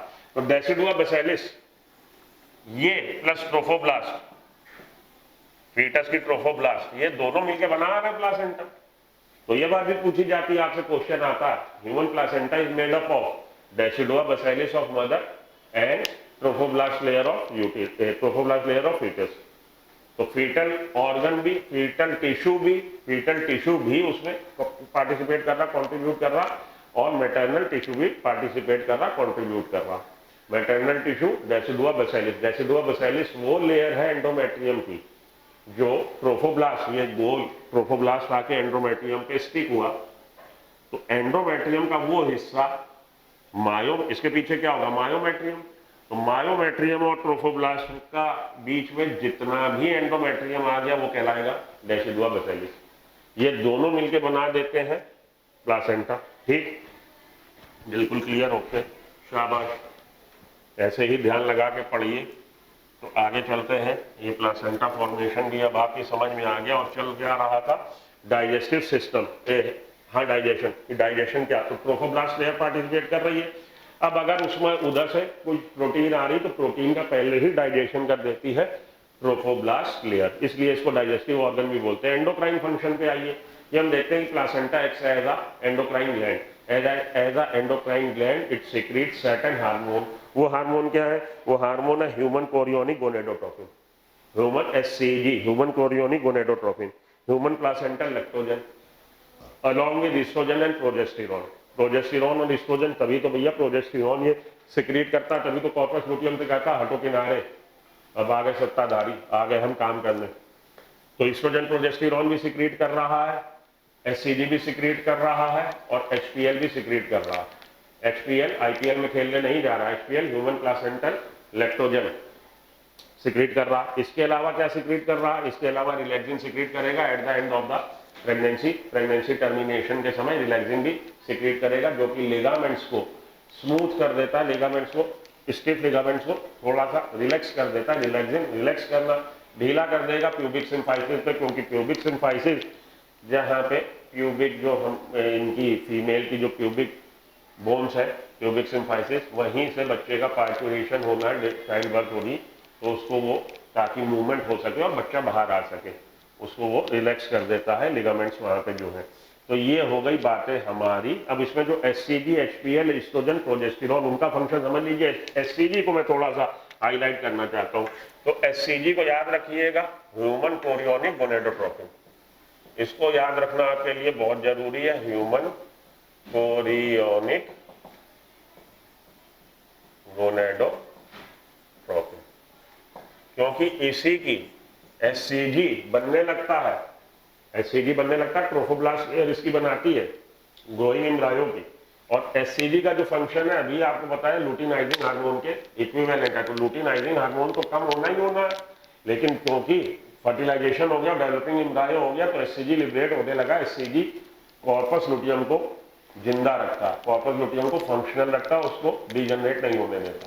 तो कॉर्पस लुटियम प्रोजेस्टेरॉन सिक्रीट करता रहेगा और प्रेगनेंसी मेंटेन रहेगी। तो एचसीजी का याद आपने रखना। दूसरा, आजकल आप देखते होंगे प्रेगना वो जो आती है स्ट्रिप्स आने लग गई है प्रेगनेंसी टेस्ट की, उसमें क्या करते हैं, उसमें हम जो लेडी एक्सपेक्ट कर रही है कि कहीं मुझे प्रेगनेंसी तो नहीं होगी, मेंसेस मिस हुए और उसको मालूम है कि हो सकती प्रेगनेंसी क्योंकि उन्होंने अनप्रोटेक्टेड सेक्स किया, तो क्या करेगी जी, मार्केट में अब स्ट्रिप्स उपलब्ध है, पहले पैथोलैब में जाओ, अपना यूरिन दे के आओ और एक 24 घंटे 48 घंटे बाद रिपोर्ट लो। अभी दिन 5 मिनट्स रिपोर्ट आपके पास खुद ही है, आप ले आते हो, कई नाम से है, प्रेगनेंसी वाली, प्रेगनेंसी चेक करने की स्लाइड ले आए, उस पर यूरिन की ड्रॉप डालेंगे और उसके दो अगर आ गई स्ट्रिप्स, दो उस पर धारी आ गई, तो इसका मतलब है कि प्रेग्नेंट है लेडी, नहीं तो नहीं है। क्योंकि उसने सेंस क्या करना है, बेसिकली उस स्ट्रिप ने सेंस क्या करना है, presence of HCG in the urine, presence of HCG in the urine वो सेंस करता है। और एचसीजी का यूरिन में आना, ह्यूमन कोरियोनिक गोनेडोट्रोपिन का यूरिन में आना is the indicative of pregnancy. ये हो गया आपका प्रेगनेंसी टेस्ट के बारे में भी जानकारी और क्या उसका बेसिस है, लॉजिक है। तो एचसीजी उसका लॉजिक है, एचसीजी की प्रेजेंस मिलना। HPL human placental lactogen, human placental lactogen नहीं, सॉरी, एक मिनट रुकिए। एचसीजी के बाद HPL human placental lactogen, estrogen, progesterone, relaxin, तो ये एंडोक्राइन ग्लैंड की तरह भी काम कर रहा। और एज सच अपनी बुक कहती है कि प्रेगनेंसी के समय ये जो हार्मोन है एचसीजी, एचपीएल, ये हमारे प्रेगनेंसी हार्मोन माने जाते हैं, क्योंकि ये प्रेगनेंसी में ही लिबरेट होते हैं, सिक्रीट होते हैं, प्रेगनेंसी में ही सिक्रीट होते हैं। These are known as the pregnancy hormone. इसके अलावा देखते हैं कि मैटरनल ब्लड में कॉर्टिसोल की, थायरॉक्सिन की मात्रा भी काफी बढ़ जाती है ड्यूरिंग प्रेगनेंसी, क्योंकि मेटाबॉलिज्म बढ़ जाएगा। मेटाबॉलिज्म बढ़ने में ये, इसके लिए ये लोग जिम्मेदार हैं कि ये हार्मोन भी रोल प्ले करते हैं, थायरॉक्सिन वगैरह की भी, इसका डेवलपमेंट भी होना है, तो थायरॉक्सिन वगैरह की भी, कॉर्टिसोल वगैरह की भी मात्रा मैटरनल ब्लड में मैनीफोल्ड्स बढ़ जाती है। तो ये हो गया आपका प्लासेंटा के बारे में जानकारी, थोड़ा सा इस पे एक्स्ट्रा एम्फेसिस मैंने दिया है। प्रेगनेंसी हम लोग पढ़ रहे हैं, प्रेगनेंसी एम्ब्रियोनिक डेवलपमेंट। तो तो ये आपकी बात हो गई हमारी प्रेगनेंसी की। ओके, अब हम लोग एम्ब्रियोनिक डेवलपमेंट में कि होता क्या आफ्टर इम्प्लांटेशन, इम्प्लांटेशन हो गया लेकिन जाइगोट जो है, डेवलपिंग एम्ब्रायो जो है डिवाइड होता रहेगा। तो ब्लास्टोसिस्ट स्टेज के बाद अगली स्टेज आ जाएगी gastrula stage. Already we have discussed about that. Gastrula formation हो गया, गैस्ट्रूला फॉर्मेशन नहीं है जर्म लेयर, गैस्ट्रूला फॉर्मेशन में मल्टी सेलुलर स्ट्रक्चर बन जाएगा, खूब सारा डिवीजन होता चला जाएगा, मल्टी सेलुलर स्ट्रक्चर बन गया। तो नेक्स्ट स्टेज जो आई है एम्ब्रियोनिक डेवलपमेंट में, एम्ब्रियोनिक डेवलपमेंट में पहली स्टेज आई जाइगोट, और जाइगोट में होने लगे क्लीवेज डिवीजन, क्लीवेज डिवीजन के फलस्वरूप बन गया मोरूला। पढ़ चुके हम लोग। मोरूला के बाद अगली स्टेज आ गई ब्लास्टूला, ना बोल के इसको हम लोग बोलते हैं ब्लास्टोसिस्ट। ब्लास्टोसिस्ट के बाद अगली स्टेज आ जाएगी मोरूला हमारी 8 to 16 सेल, सॉलिड है। ब्लास्टोसिस्ट जो है होलो है, सिंगल लेयर्ड, बाहर की तरफ सिंगल लेयरिंग, सिंगल कवरिंग होगी ट्रोफोब्लास्ट, और उसमें प्रेजेंस किसकी, ब्लास्टोसेल की। अब अगली स्टेज आ गई गैस्ट्रूला। इसके लिए 64 to 180 128 माना गया है। गैस्ट्रूला में क्या है, गैस्ट्रूला ये मल्टी सेलुलर, खूब सारी सेल बन गई, मल्टी सेलुलर स्टेज आ गई है, ठीक है। 3 लेयर्ड हो जाएगी, it becomes 3 layered due to movement of cells, due to movement of cell, and this type of movement is known as morphogenetic movement. याद रखिएगा, these movements are known as morphogenetic movements. पूछा जाता है कौन दिखाता morphogenetic movement, and as a result of it a 3-layered structure is formed. वो 3 layer कौन सी हैं, these are 3 primary germ layers, these are 3 primary germ layers। कौन सी जी, outermost ectoderm, mesoderm and endoderm. तो 3 जर्म लेयर का मिलना ही एम्ब्रायो में ट्रिप्लोब्लास्टिक एनिमल कहलाते हैं। तो हम लोग भी ट्रिप्लोब्लास्टिक एनिमल है, एक्टोडर्म, मेसोडर्म, एंडोडर्म बन गई। अब इनके डेरिवेटिव बुक में दे नहीं रखे, लेकिन हम लोग को पता होने चाहिए कि इनके डेरिवेटिव क्या है। तो इनके डेरिवेटिव हम लोग देखते हैं कि एक्टोडर्म से क्या डिराइव हो रहा है, मेसोडर्म से क्या डिराइव हो रहा है, और एंडोडर्म से क्या डिराइव हो रहा है। ओके, हाँ जी। तो 3 जर्म लेयर जब बन गई है, उनका फ्यूचर क्या होने जा रहा है। मॉर्फोजेनेटिक मूवमेंट से गैस्ट्रुलेशन हुआ, गैस्ट्रुला में 3 जर्म लेयर बन गई, एक्टोडर्म, एंडोडर्म और मेसोडर्म। अब इनका फ्यूचर क्या है, ये किस चीज को, फ्यूचर के ऑर्गन जो बनाने जा रही हैं, ये किसको बना रही हैं, इसको देख लीजिए आप। जो आपसे क्वेश्चन पूछे जाते हैं उसको मैं हाईलाइट कर देता हूँ। Ectoderm give rise to epidermis, epidermis को give rise to nervous system except microglia, इसको याद रख लीजिएगा, इंपॉर्टेंट है। हालांकि अपनी बुक ने सच पूरे का पूरा इसको इग्नोर मार दिया है, कुछ भी नहीं बताया है, लेकिन कभी कभी क्वेश्चंस आ जाते हैं। तो जो अब वैसे तो इसकी बड़ी लंबी लिस्ट है, उससे मैं आपको छांट के लाया हूँ, और उन छांट में से भी 2-3 पॉइंट मैं कह दूंगा कि इसको जरूर याद रख लेना। वैसे तो ये जितना लिखा है इसको आपको याद हो रहना चाहिए, ना कर पाए तो जिस जिस पर मैं रेड टिक लगा रहा हूँ कम से कम उसको याद कर लीजिए। Give rise to nervous system except microglia. Microglia क्या होता है, तो गिलियल सेल्स वो होती है, नर्वस सिस्टम हमारा केवल न्यूरॉन से नहीं बना, वहाँ पर न्यूरॉन्स के अलावा सर्टेन सपोर्टिंग सेल्स भी हैं जो उसको सपोर्ट करती हैं। तो उसमें आती glial cells. Glial cells are further of 2 type, macroglial cells and microglial cells. अभी आपके लिए इस समय मेरे को इतनी इजाजत है, इतना बोल पाऊँ, जब नर्वस सिस्टम पढ़ाऊंगा तब आपको इंशाल्लाह और अच्छा बताऊंगा। आइए, give rise to nervous system except microglia. Pituitary gland, pineal gland and adrenal medulla is the derivative of, इससे बन रहे हैं pituitary gland, pineal gland, adrenal medulla बन रहे हैं हमारे एक्टोडर्म से, याद रखिएगा, याद रखना। तो conjunctiva cornea, lens retina, conjunctiva cornea, lens retina, साथ के साथ iris muscle of eye, iris muscle of eye भी इसी में बनती है, इससे बनती है आइरिस मसल ऑफ आई। तो conjunctiva cornea, lens retina, conjunctiva cornea, ये कॉर्निया लिखा है भाई, कंजक्टिवा कॉर्निया, लेंस रेटिना, ये रेटिना लिखा है भाई। आइरिस मसल आई की एक्टोडर्म से डिराइव हो रही। मीजोडर्म पे आ जाइए। मीजोडर्म में क्या क्या, कनेक्टिव टिश्यू। तो कनेक्टिव टिश्यू आप लोग जानते ही हैं क्या है, लिगामेंट्स है, टेंडन्स है, ब्लड है, ये सब हमारे कनेक्टिव टिश्यू जो है, areolar tissue, adipose tissue, connective tissue, किससे डिराइव हो रहे हैं, मीजोडर्म से। Ligament, tendon etcetera. मसल्स जितनी भी हैं बॉडी की, मीजोडर्म से। Muscles important, all muscles of the body derive from the mesoderm except iris muscle of eye. Muscle की आइरिस आई की आइरिस मसल को छोड़ के बाकी जितनी भी मसल्स है वो मीजोडर्म से डिराइव हो रही। हार्ट मीजोडर्म से डिराइव हो रहा है। ऑल ब्लड वेसल्स में हमारी सभी ब्लड वेसल्स आ गई, आर्टरीज भी आ गई, वेन्स भी आ गई, आर्टरीज वेन्स सब आ गई। जितनी भी ब्लड वेसल्स है मीजोडर्म से डिराइव हो रही। ब्लड मीजोडर्म से डिराइव हो रहा है। लिम्फेटिक्स लिम्फ मीजोडर्म से डिराइव हो रहा है। नोटोकॉर्ड आपको याद ही होगा, कॉर्डेटा जब हम लोग पढ़ेंगे तो पहली लाइन ही यही है कि notochord is the mesodermally derived rod shaped structure present on the dorsal side. ये तो आपको नोटोकॉर्ड ऐसे रटा ही दिया गया होगा। रिप्रोडक्टिव सिस्टम भी मीजोडर्म से डिराइव हो रहा है। तो मीजोडर्म आपने अच्छे से पूरा याद होना चाहिए, क्योंकि अलग अलग चैप्टर में ये जिक्र आया है, हमने यहीं पे सारा उड़ेल दिया है। हार्ट के लिए भी लिखा हुआ है, ब्लड के लिए भी लिखा हुआ है, नोटोकॉर्ड के लिए भी लिखा हुआ है। ठीक, अब एंडोडर्म पे आ जाइए।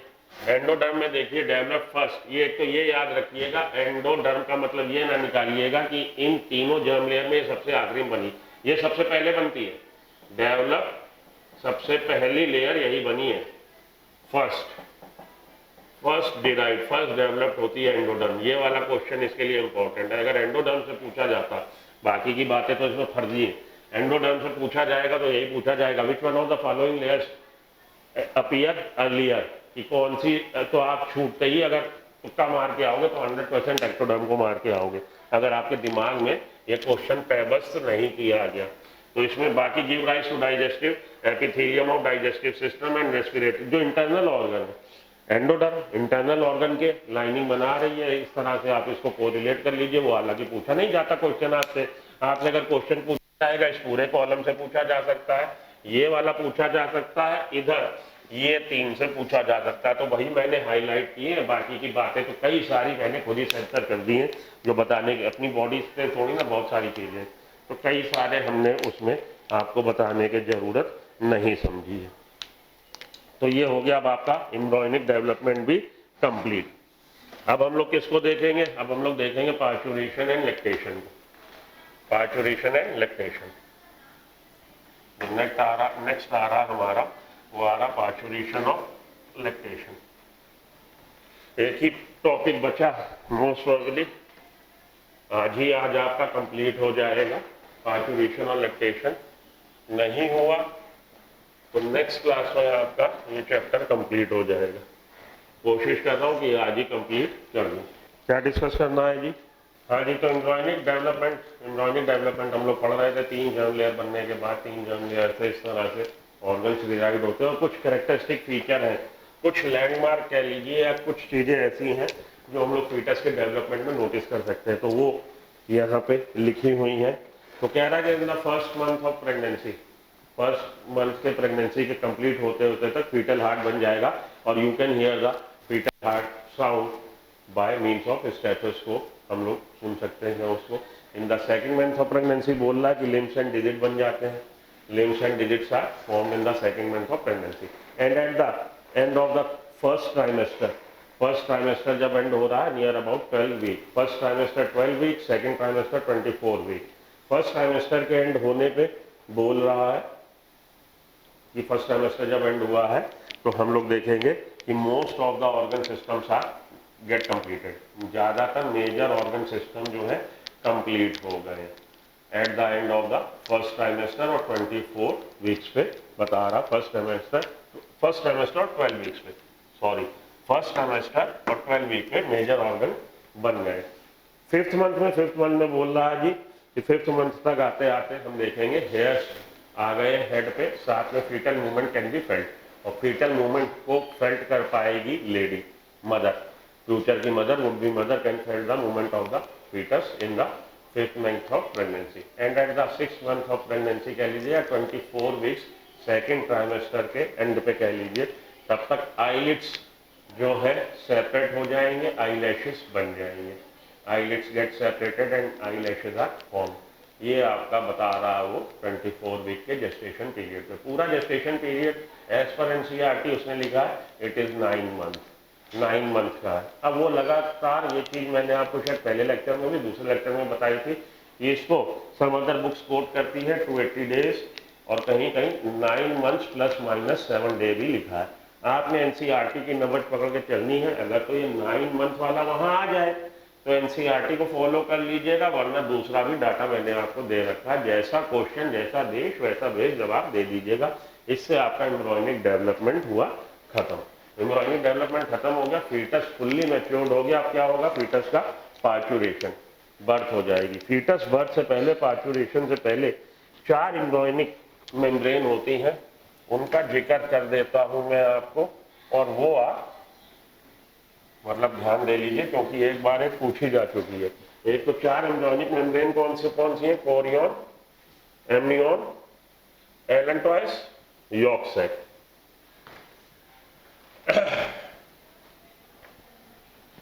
Korean, amnion, allantois, yolk sac. और इसमें से भी कोरियन जो है आउटर मोस्ट लेयर है। The outermost layer is chorion. बनी किसकी है और इनका काम क्या है, बात अब इसकी होनी है। तो 4 एक्स्ट्रा एम्ब्रॉयनिक फीटल मेम्ब्रेन, उनकी हम बात कर लें। एक्स्ट्रा एम्ब्रॉयनिक फीटल मेम्ब्रेन्स, या एम्ब्रॉयनिक मेम्ब्रेन भी इसको हम बोल देते हैं। 4 हैं ये, chorion, amnion, allantois, yolk sac. Chorion का काम क्या है, it takes part in placenta formation. Protective layer है ये सब, लेकिन इसके अलावा जो और काम कर रही है प्लासेंटा फॉर्मेशन में पार्टिसिपेट कर रही। एमनियन शॉक, इसमें एमनियन में होगी एमनियोटिक कैविटी, एमनियोटिक कैविटी, और एमनियोटिक कैविटी में होगा amniotic fluid which act as a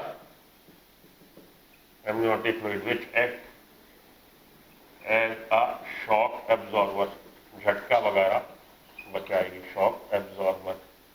साथ के साथ ये एमनियन का काम है। तो ये कोरियन जो है आउटर मोस्ट है, इसको याद रख लीजिएगा, आउटर मोस्ट। उसके बाद एलेंटॉइन और यॉर्क सैक 2 और है। एलेंटॉइन का क्या काम है, allantois umbilical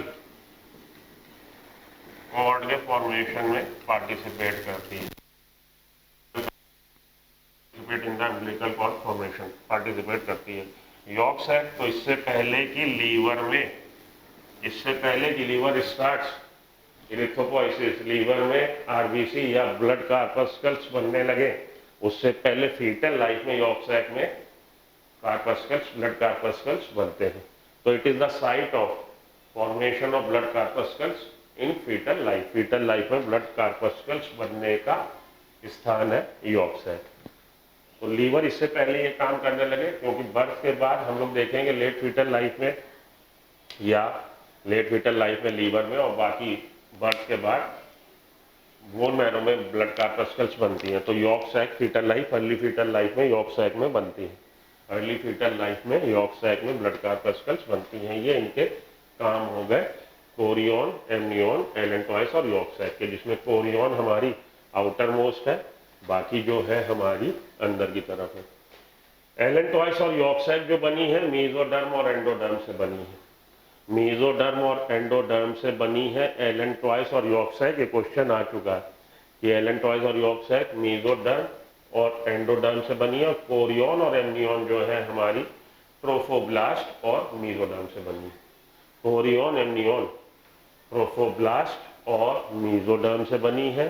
allantois, yolk sac mesoderm और एंडोडर्म से बनी है। ये आप नोट कर लीजिए, लिख लीजिएगा, मैंने लिखा नहीं है। फॉर्मेशन इनका कैसे हुआ लिख लिया होगा आपने।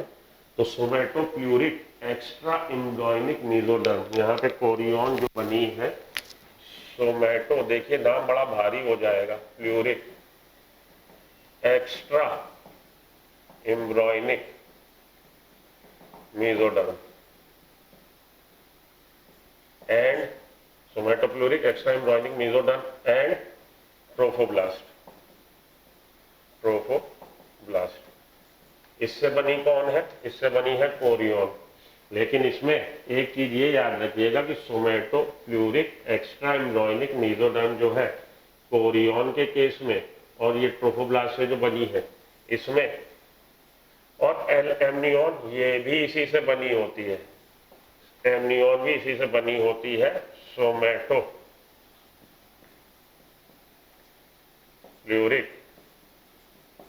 एक्स्ट्रा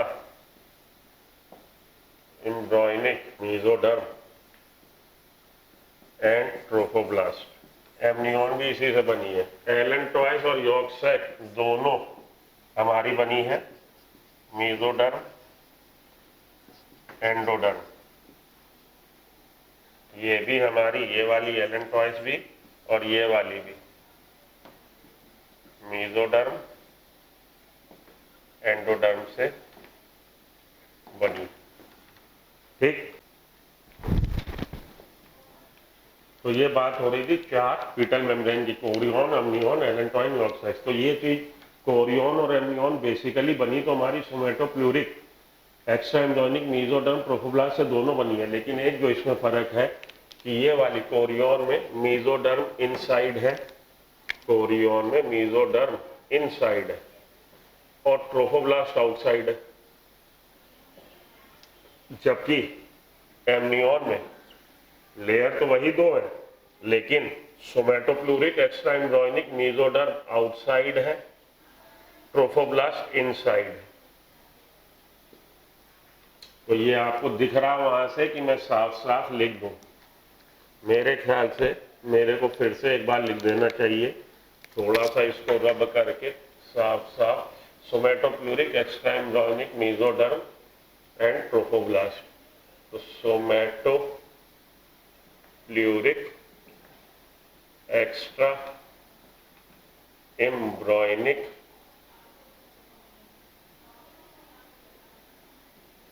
मेसोडर्म इस लेयर से प्लस ट्रोफोब्लास्ट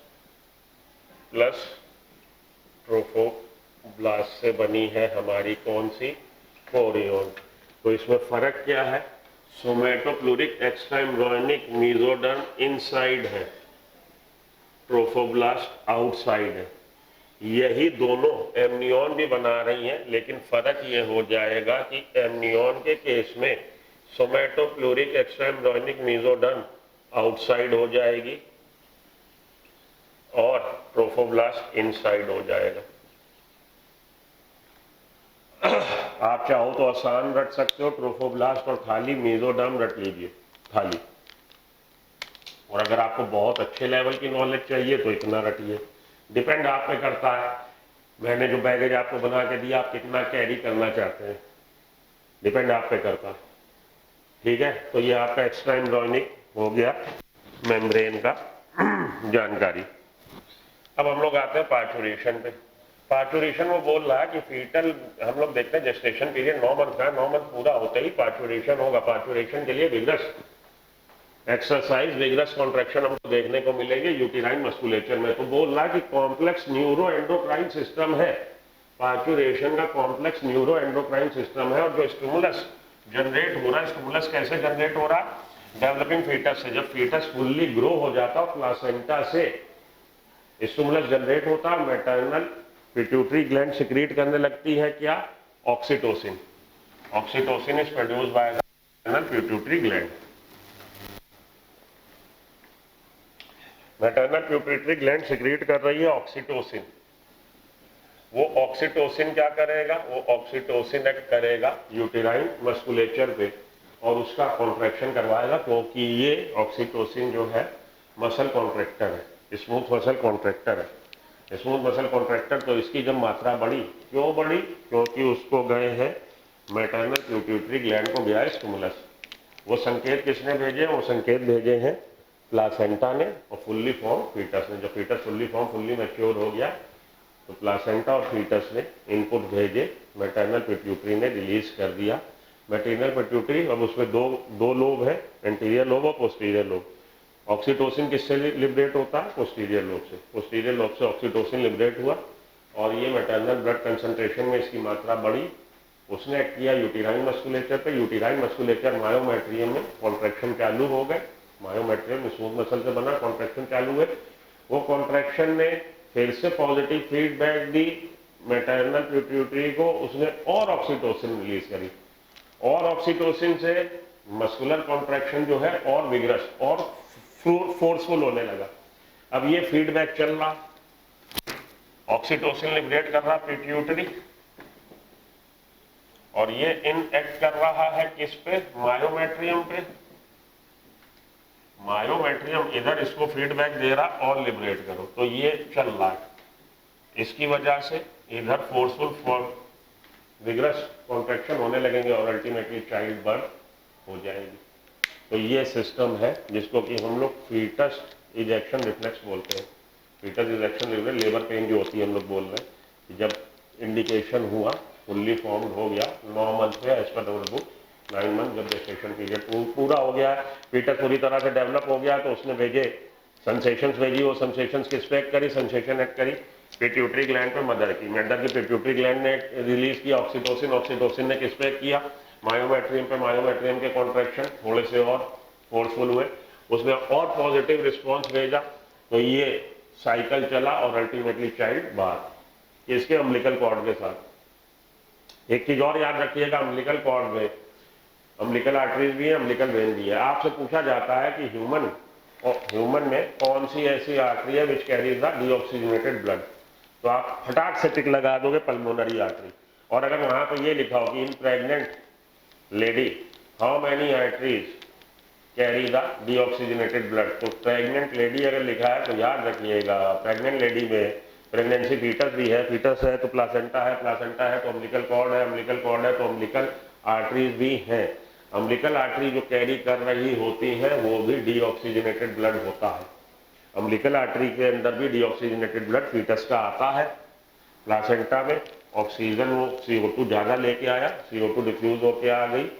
मैटरनल ब्लड में मैटरनल ब्लड और फीटल ब्लड आपस में एक दूसरे के क्लोज प्रॉक्सिमिटी में तो है, लेकिन एक दूसरे से मिक्स नहीं हो रहे, उनके बीच में प्लासेंटल बैरियर है, याद रखिएगा। वो प्लासेंटल बैरियर को क्रॉस करके CO2 इधर आ गई, O2 चली गई। अब अम्बिलिकल वेन जो लेके जा रही है फीटस को वापस, वो ऑक्सीजनेटेड ब्लड लेके जा रही है। तो ये एक कैच है, एक थोड़ा सा ट्विस्ट है, एक थोड़ा सा बच्चा जो इग्नोर कर जाता है, पूछता नहीं है या ध्यान नहीं देता, अगर वहां पे आ गया कि ना human how many arteries carry the deoxygenated blood, तो आंसर जो होगा आपका आंसर हो जाएगा पल्मोनरी आर्टरी। लेकिन अगर क्वेश्चन ये आ गया इन प्रेग्नेंट वूमेन और आपने ध्यान नहीं दिया, अम्बिलिकल आर्टरीज भी प्रेग्नेंट वूमेन में, क्योंकि फीटस उसी की बॉडी का पार्ट है, अभी फीटस उसी की बॉडी का पार्ट है, वो तो बाद में पार्चुरेशन में बाहर निकला ना, ये बात ध्यान में रखिएगा। तो पार्चुरेशन भी आपने समझ लिया, पार्चुरेशन के बाद लैक्टेशन। लैक्टेशन के लिए जिम्मेदार कौन है? Mammary gland. तो मेमेरी ग्लैंड का विकसित होना, मेमेरी ग्लैंड का डेवलपमेंट के लिए जिम्मेदार कौन है? प्यूबर्टी के बाद ईस्ट्रोजन और progesterone. Mammary gland fully develop हो गई है गर्ल की, वुमेन की। अब कंसीव कर गई, प्रेगनेंसी हुई, चाइल्ड बर्थ के बाद with in 24 hours it start after child birth with in 24 hours it starts lactating, she starts lactating. Lactation चालू हो जाएगा। लैक्टेशन है मिल्क इंजेक्शन। अब मिल्क प्रोडक्शन के लिए ये पूछा जाता है आपसे, which one of the following which one of the following is milk producing hormone, तो मिल्क प्रोड्यूसिंग हार्मोन में आपने टिक करना प्रोलैक्टिन। और अगर आया which one of the following is milk releasing hormone, then you have to take oxytocin. Clear? Prolactin, oxytocin, फंस जाता है बच्चा अक्सर। और ईस्ट्रोजन और progesterone, estrogen and progesterone is responsible for the development of breast. Development हो गया, breast पूरी तरह से फंक्शनल हो गई है, कार्य करने योग्य। कार्य कब करने लगेगी? After lactation. After lactation it will start secreting milk. तो मिल्क का प्रोडक्शन के लिए जिम्मेदार milk producing hormone prolactin, release by the anterior lobe of pituitary, whereas release of milk, production of milk, release of milk is done by the oxytocin किसने secrete किया? Secreted by the posterior lobe of pituitary. ठीक, तो prolactin और oxytocin ये हमारा milk releasing hormone है, ये milk producing hormone है। तो दोनों को ध्यान में रखिएगा, क्वेश्चन आता है उस समय बच्चा कंफ्यूज हो जाता है। ये एंटीरियर लोब से पिट्यूटरी गए, ये पोस्टीरियर लोब से पिट्यूटरी गए। अब मिल्क वो बोल रहा है कि पहला मिल्क जो विद इन 24 आवर्स जो पहला मिल्क होता है कोलोस्ट्रम कहलाता है, येलोइश कलर का होता है और बच्चे के लिए बहुत ज़्यादा इंपॉर्टेंट है। बहुत ज़्यादा इंपॉर्टेंट क्यों है? क्योंकि उसे इम्यूनिटी प्रोवाइड कर रहा है, क्योंकि इसमें IgA टाइप की एंटीबॉडीज बहुत होती है। तो इसलिए जो पहला मिल्क है फर्स्ट 24 आवर्स में जो मिल्क है उसकी जरूर ब्रेस्ट फीडिंग करानी चाहिए, उसको जरूर फीड करना चाहिए इन्फेंट को, because it provides immunity to the fetus, immunity to the newborn infant. Infant को इम्यूनिटी देता है because it carries a huge amount of IgA type of antibodies, yellowish colour का। अब मिल्क का कंपोजिशन की मिल्क में है क्या क्या, बस ये अब आखिरी की दो बातें रह गई हैं मिल्क का कंपोजिशन की, मिल्क में है क्या क्या। तो मिल्क में हमें क्या क्या मिलेगा? कैसीन प्रोटीन, कैसीन प्रोटीन होती है मिल्क में, याद रखिएगा। उसके अलावा लैक्टोज शुगर, लैक्टोज शुगर होती है मिल्क में, एंड सम अमाउंट ऑफ, बिल्कुल थोड़ा सा, vitamin C is also present, vitamin C भी थोड़ा बहुत प्रेजेंट होता है। उसके अलावा सॉल्ट्स, सॉल्ट्स कौन से? तो मैग्नीशियम के, कैल्शियम के, फॉस्फोरस के सॉल्ट्स हो सकते हैं, होते हैं। और इसके अलावा IgA एंटीबॉडी, IgA एंटीबॉडीज होती हैं शुरू के मिल्क में। तो casein protein, lactose sugar, vitamin C, ये याद आपने जरूर से रखने हैं। उसके अलावा some salts are also present. तो मिल्क में इतनी चीजें हैं जो मिल्क लिबरेट हो रहा है, सीक्रेट हो रहा है मदर की मेमेरी ग्लैंड से। सॉल्ट्स किसके? मैग्नीशियम के, फास्फोरस के, मैग्नीशियम के, फास्फोरस के, सोडियम के, small amount of calcium is also present, calcium भी थोड़ा बहुत प्रेजेंट होता है। तो ये सारी बातें आपकी casein protein, lactose sugar highlight है, विटामिन सी हाईलाइट है, ये आपने याद में रखना। ये हो गया आपका मिल्क खत्म, बिल्कुल सब खत्म। एक चीज और रह गई है, ट्विंस। आखिरी में आके मैं आपको ट्विंस बता दूं। ट्विंस आप दो तरह के याद रखिएगा, fraternal twins and monozygotic twins, monozygotic twins. Fraternal twins वो है जो कभी कभार ऐसा होता है 2 ओवम रिलीज हो जाते हैं, रेयर केस में ये होता है कि 2 ओवम गेट रिलीज, और 2 ओवम आ गए और 2 ओवम का अलग अलग 2 स्पर्म में फर्टिलाइजेशन कर दिया। तो फ्रैटर्नल, इस तरह के जो ट्विंस बनते हैं वो फ्रैटर्नल ट्विंस कहलाते हैं। तो fraternal twins are those in some cases when 2 ova get liberated from the ovary, the 2 ova get fertilized by 2 different sperms, that is fraternal twins. Whereas monozygotic twins, monozygotic twins is that in which the single zygote is formed, single zygote बना, and after the first division, first cleavage जो हुआ, the 2 blastomere that are formed, जो 2 blastomere बनी है, that get separated and become as a individual zygote. तो पहला जो zygote बना, जाइगोट बनते ही इसमें जो पहला डिवीजन हुआ कब होता है? आपको लिखा था 30 आवर्स पे, 40 आवर्स पे दूसरा, 72 आवर्स पे तीसरा। ये जो 2 ब्लास्टोमियर्स बनी, ये दोनों अलग अलग हो जाएंगी और अलग अलग इंडिविजुअल जाइगोट की तरह बिहेव करने लगेंगी। तो मोनोजाइगोटिक, एक ही जाइगोट से बने ट्विंस ये आइडेंटिकल हो गए। इवन इसमें अगर आप DNA फिंगरप्रिंटिंग भी करा लेंगे, DNA fingerprinting, DNA profiling, DNA typing, जो किसने दी थी हम लोग को? Alex Jeffrey. और हम लोग क्या किसने कर रहे हैं? VK कश्यप और लालजीत सिंह, DNA फिंगरप्रिंटिंग के, इंडियन DNA फिंगरप्रिंटिंग के फादर VK कश्यप और लालजीत सिंह। अगर आप DNA फिंगरप्रिंटिंग भी करा लेंगे तो एग्जैक्टली अलाइक होगा दोनों का जीनोटाइप, एग्जैक्टली अलाइक होंगे। DNA बैंड, जो बैंड फॉर्मेशन होता है वो बैंड एग्जैक्टली अलाइक होंगे, क्योंकि मोनोजाइगोटिक ट्विंस ये हैं। मोनोजाइगोटिक ट्विंस हाईलाइट पॉइंट है, कई बार क्वेश्चन आ जाता है। तो मोनोजाइगोटिक ट्विंस आप समझ गए, एक ही ओवा आया था, एक ओवा में एक ही स्पर्म, एक जाइगोट बना। जाइगोट बनते ही जो पहला क्लीवेज, यहाँ पे माइटोटिक डिवीजन ना बोल के क्लीवेज बोलना, पहला क्लीवेज जो हुआ 2 ब्लास्टोमियर बने, दोनों ब्लास्टोमियर अलग अलग हो गए और वो इंडिविजुअल जाइगोट की तरह बिहेव करने लगे, दैट इज मोनोजाइगोटिक ट्विंस। तो ट्विंस के साथ कंप्लीटेड, बहुत ज़्यादा आपको ज्ञान दिया है इस चैप्टर में, क्योंकि ये चैप्टर बहुत इंपॉर्टेंट भी है और आप लोग इसमें पहले ही पीएचडी किए बैठे रहते हो।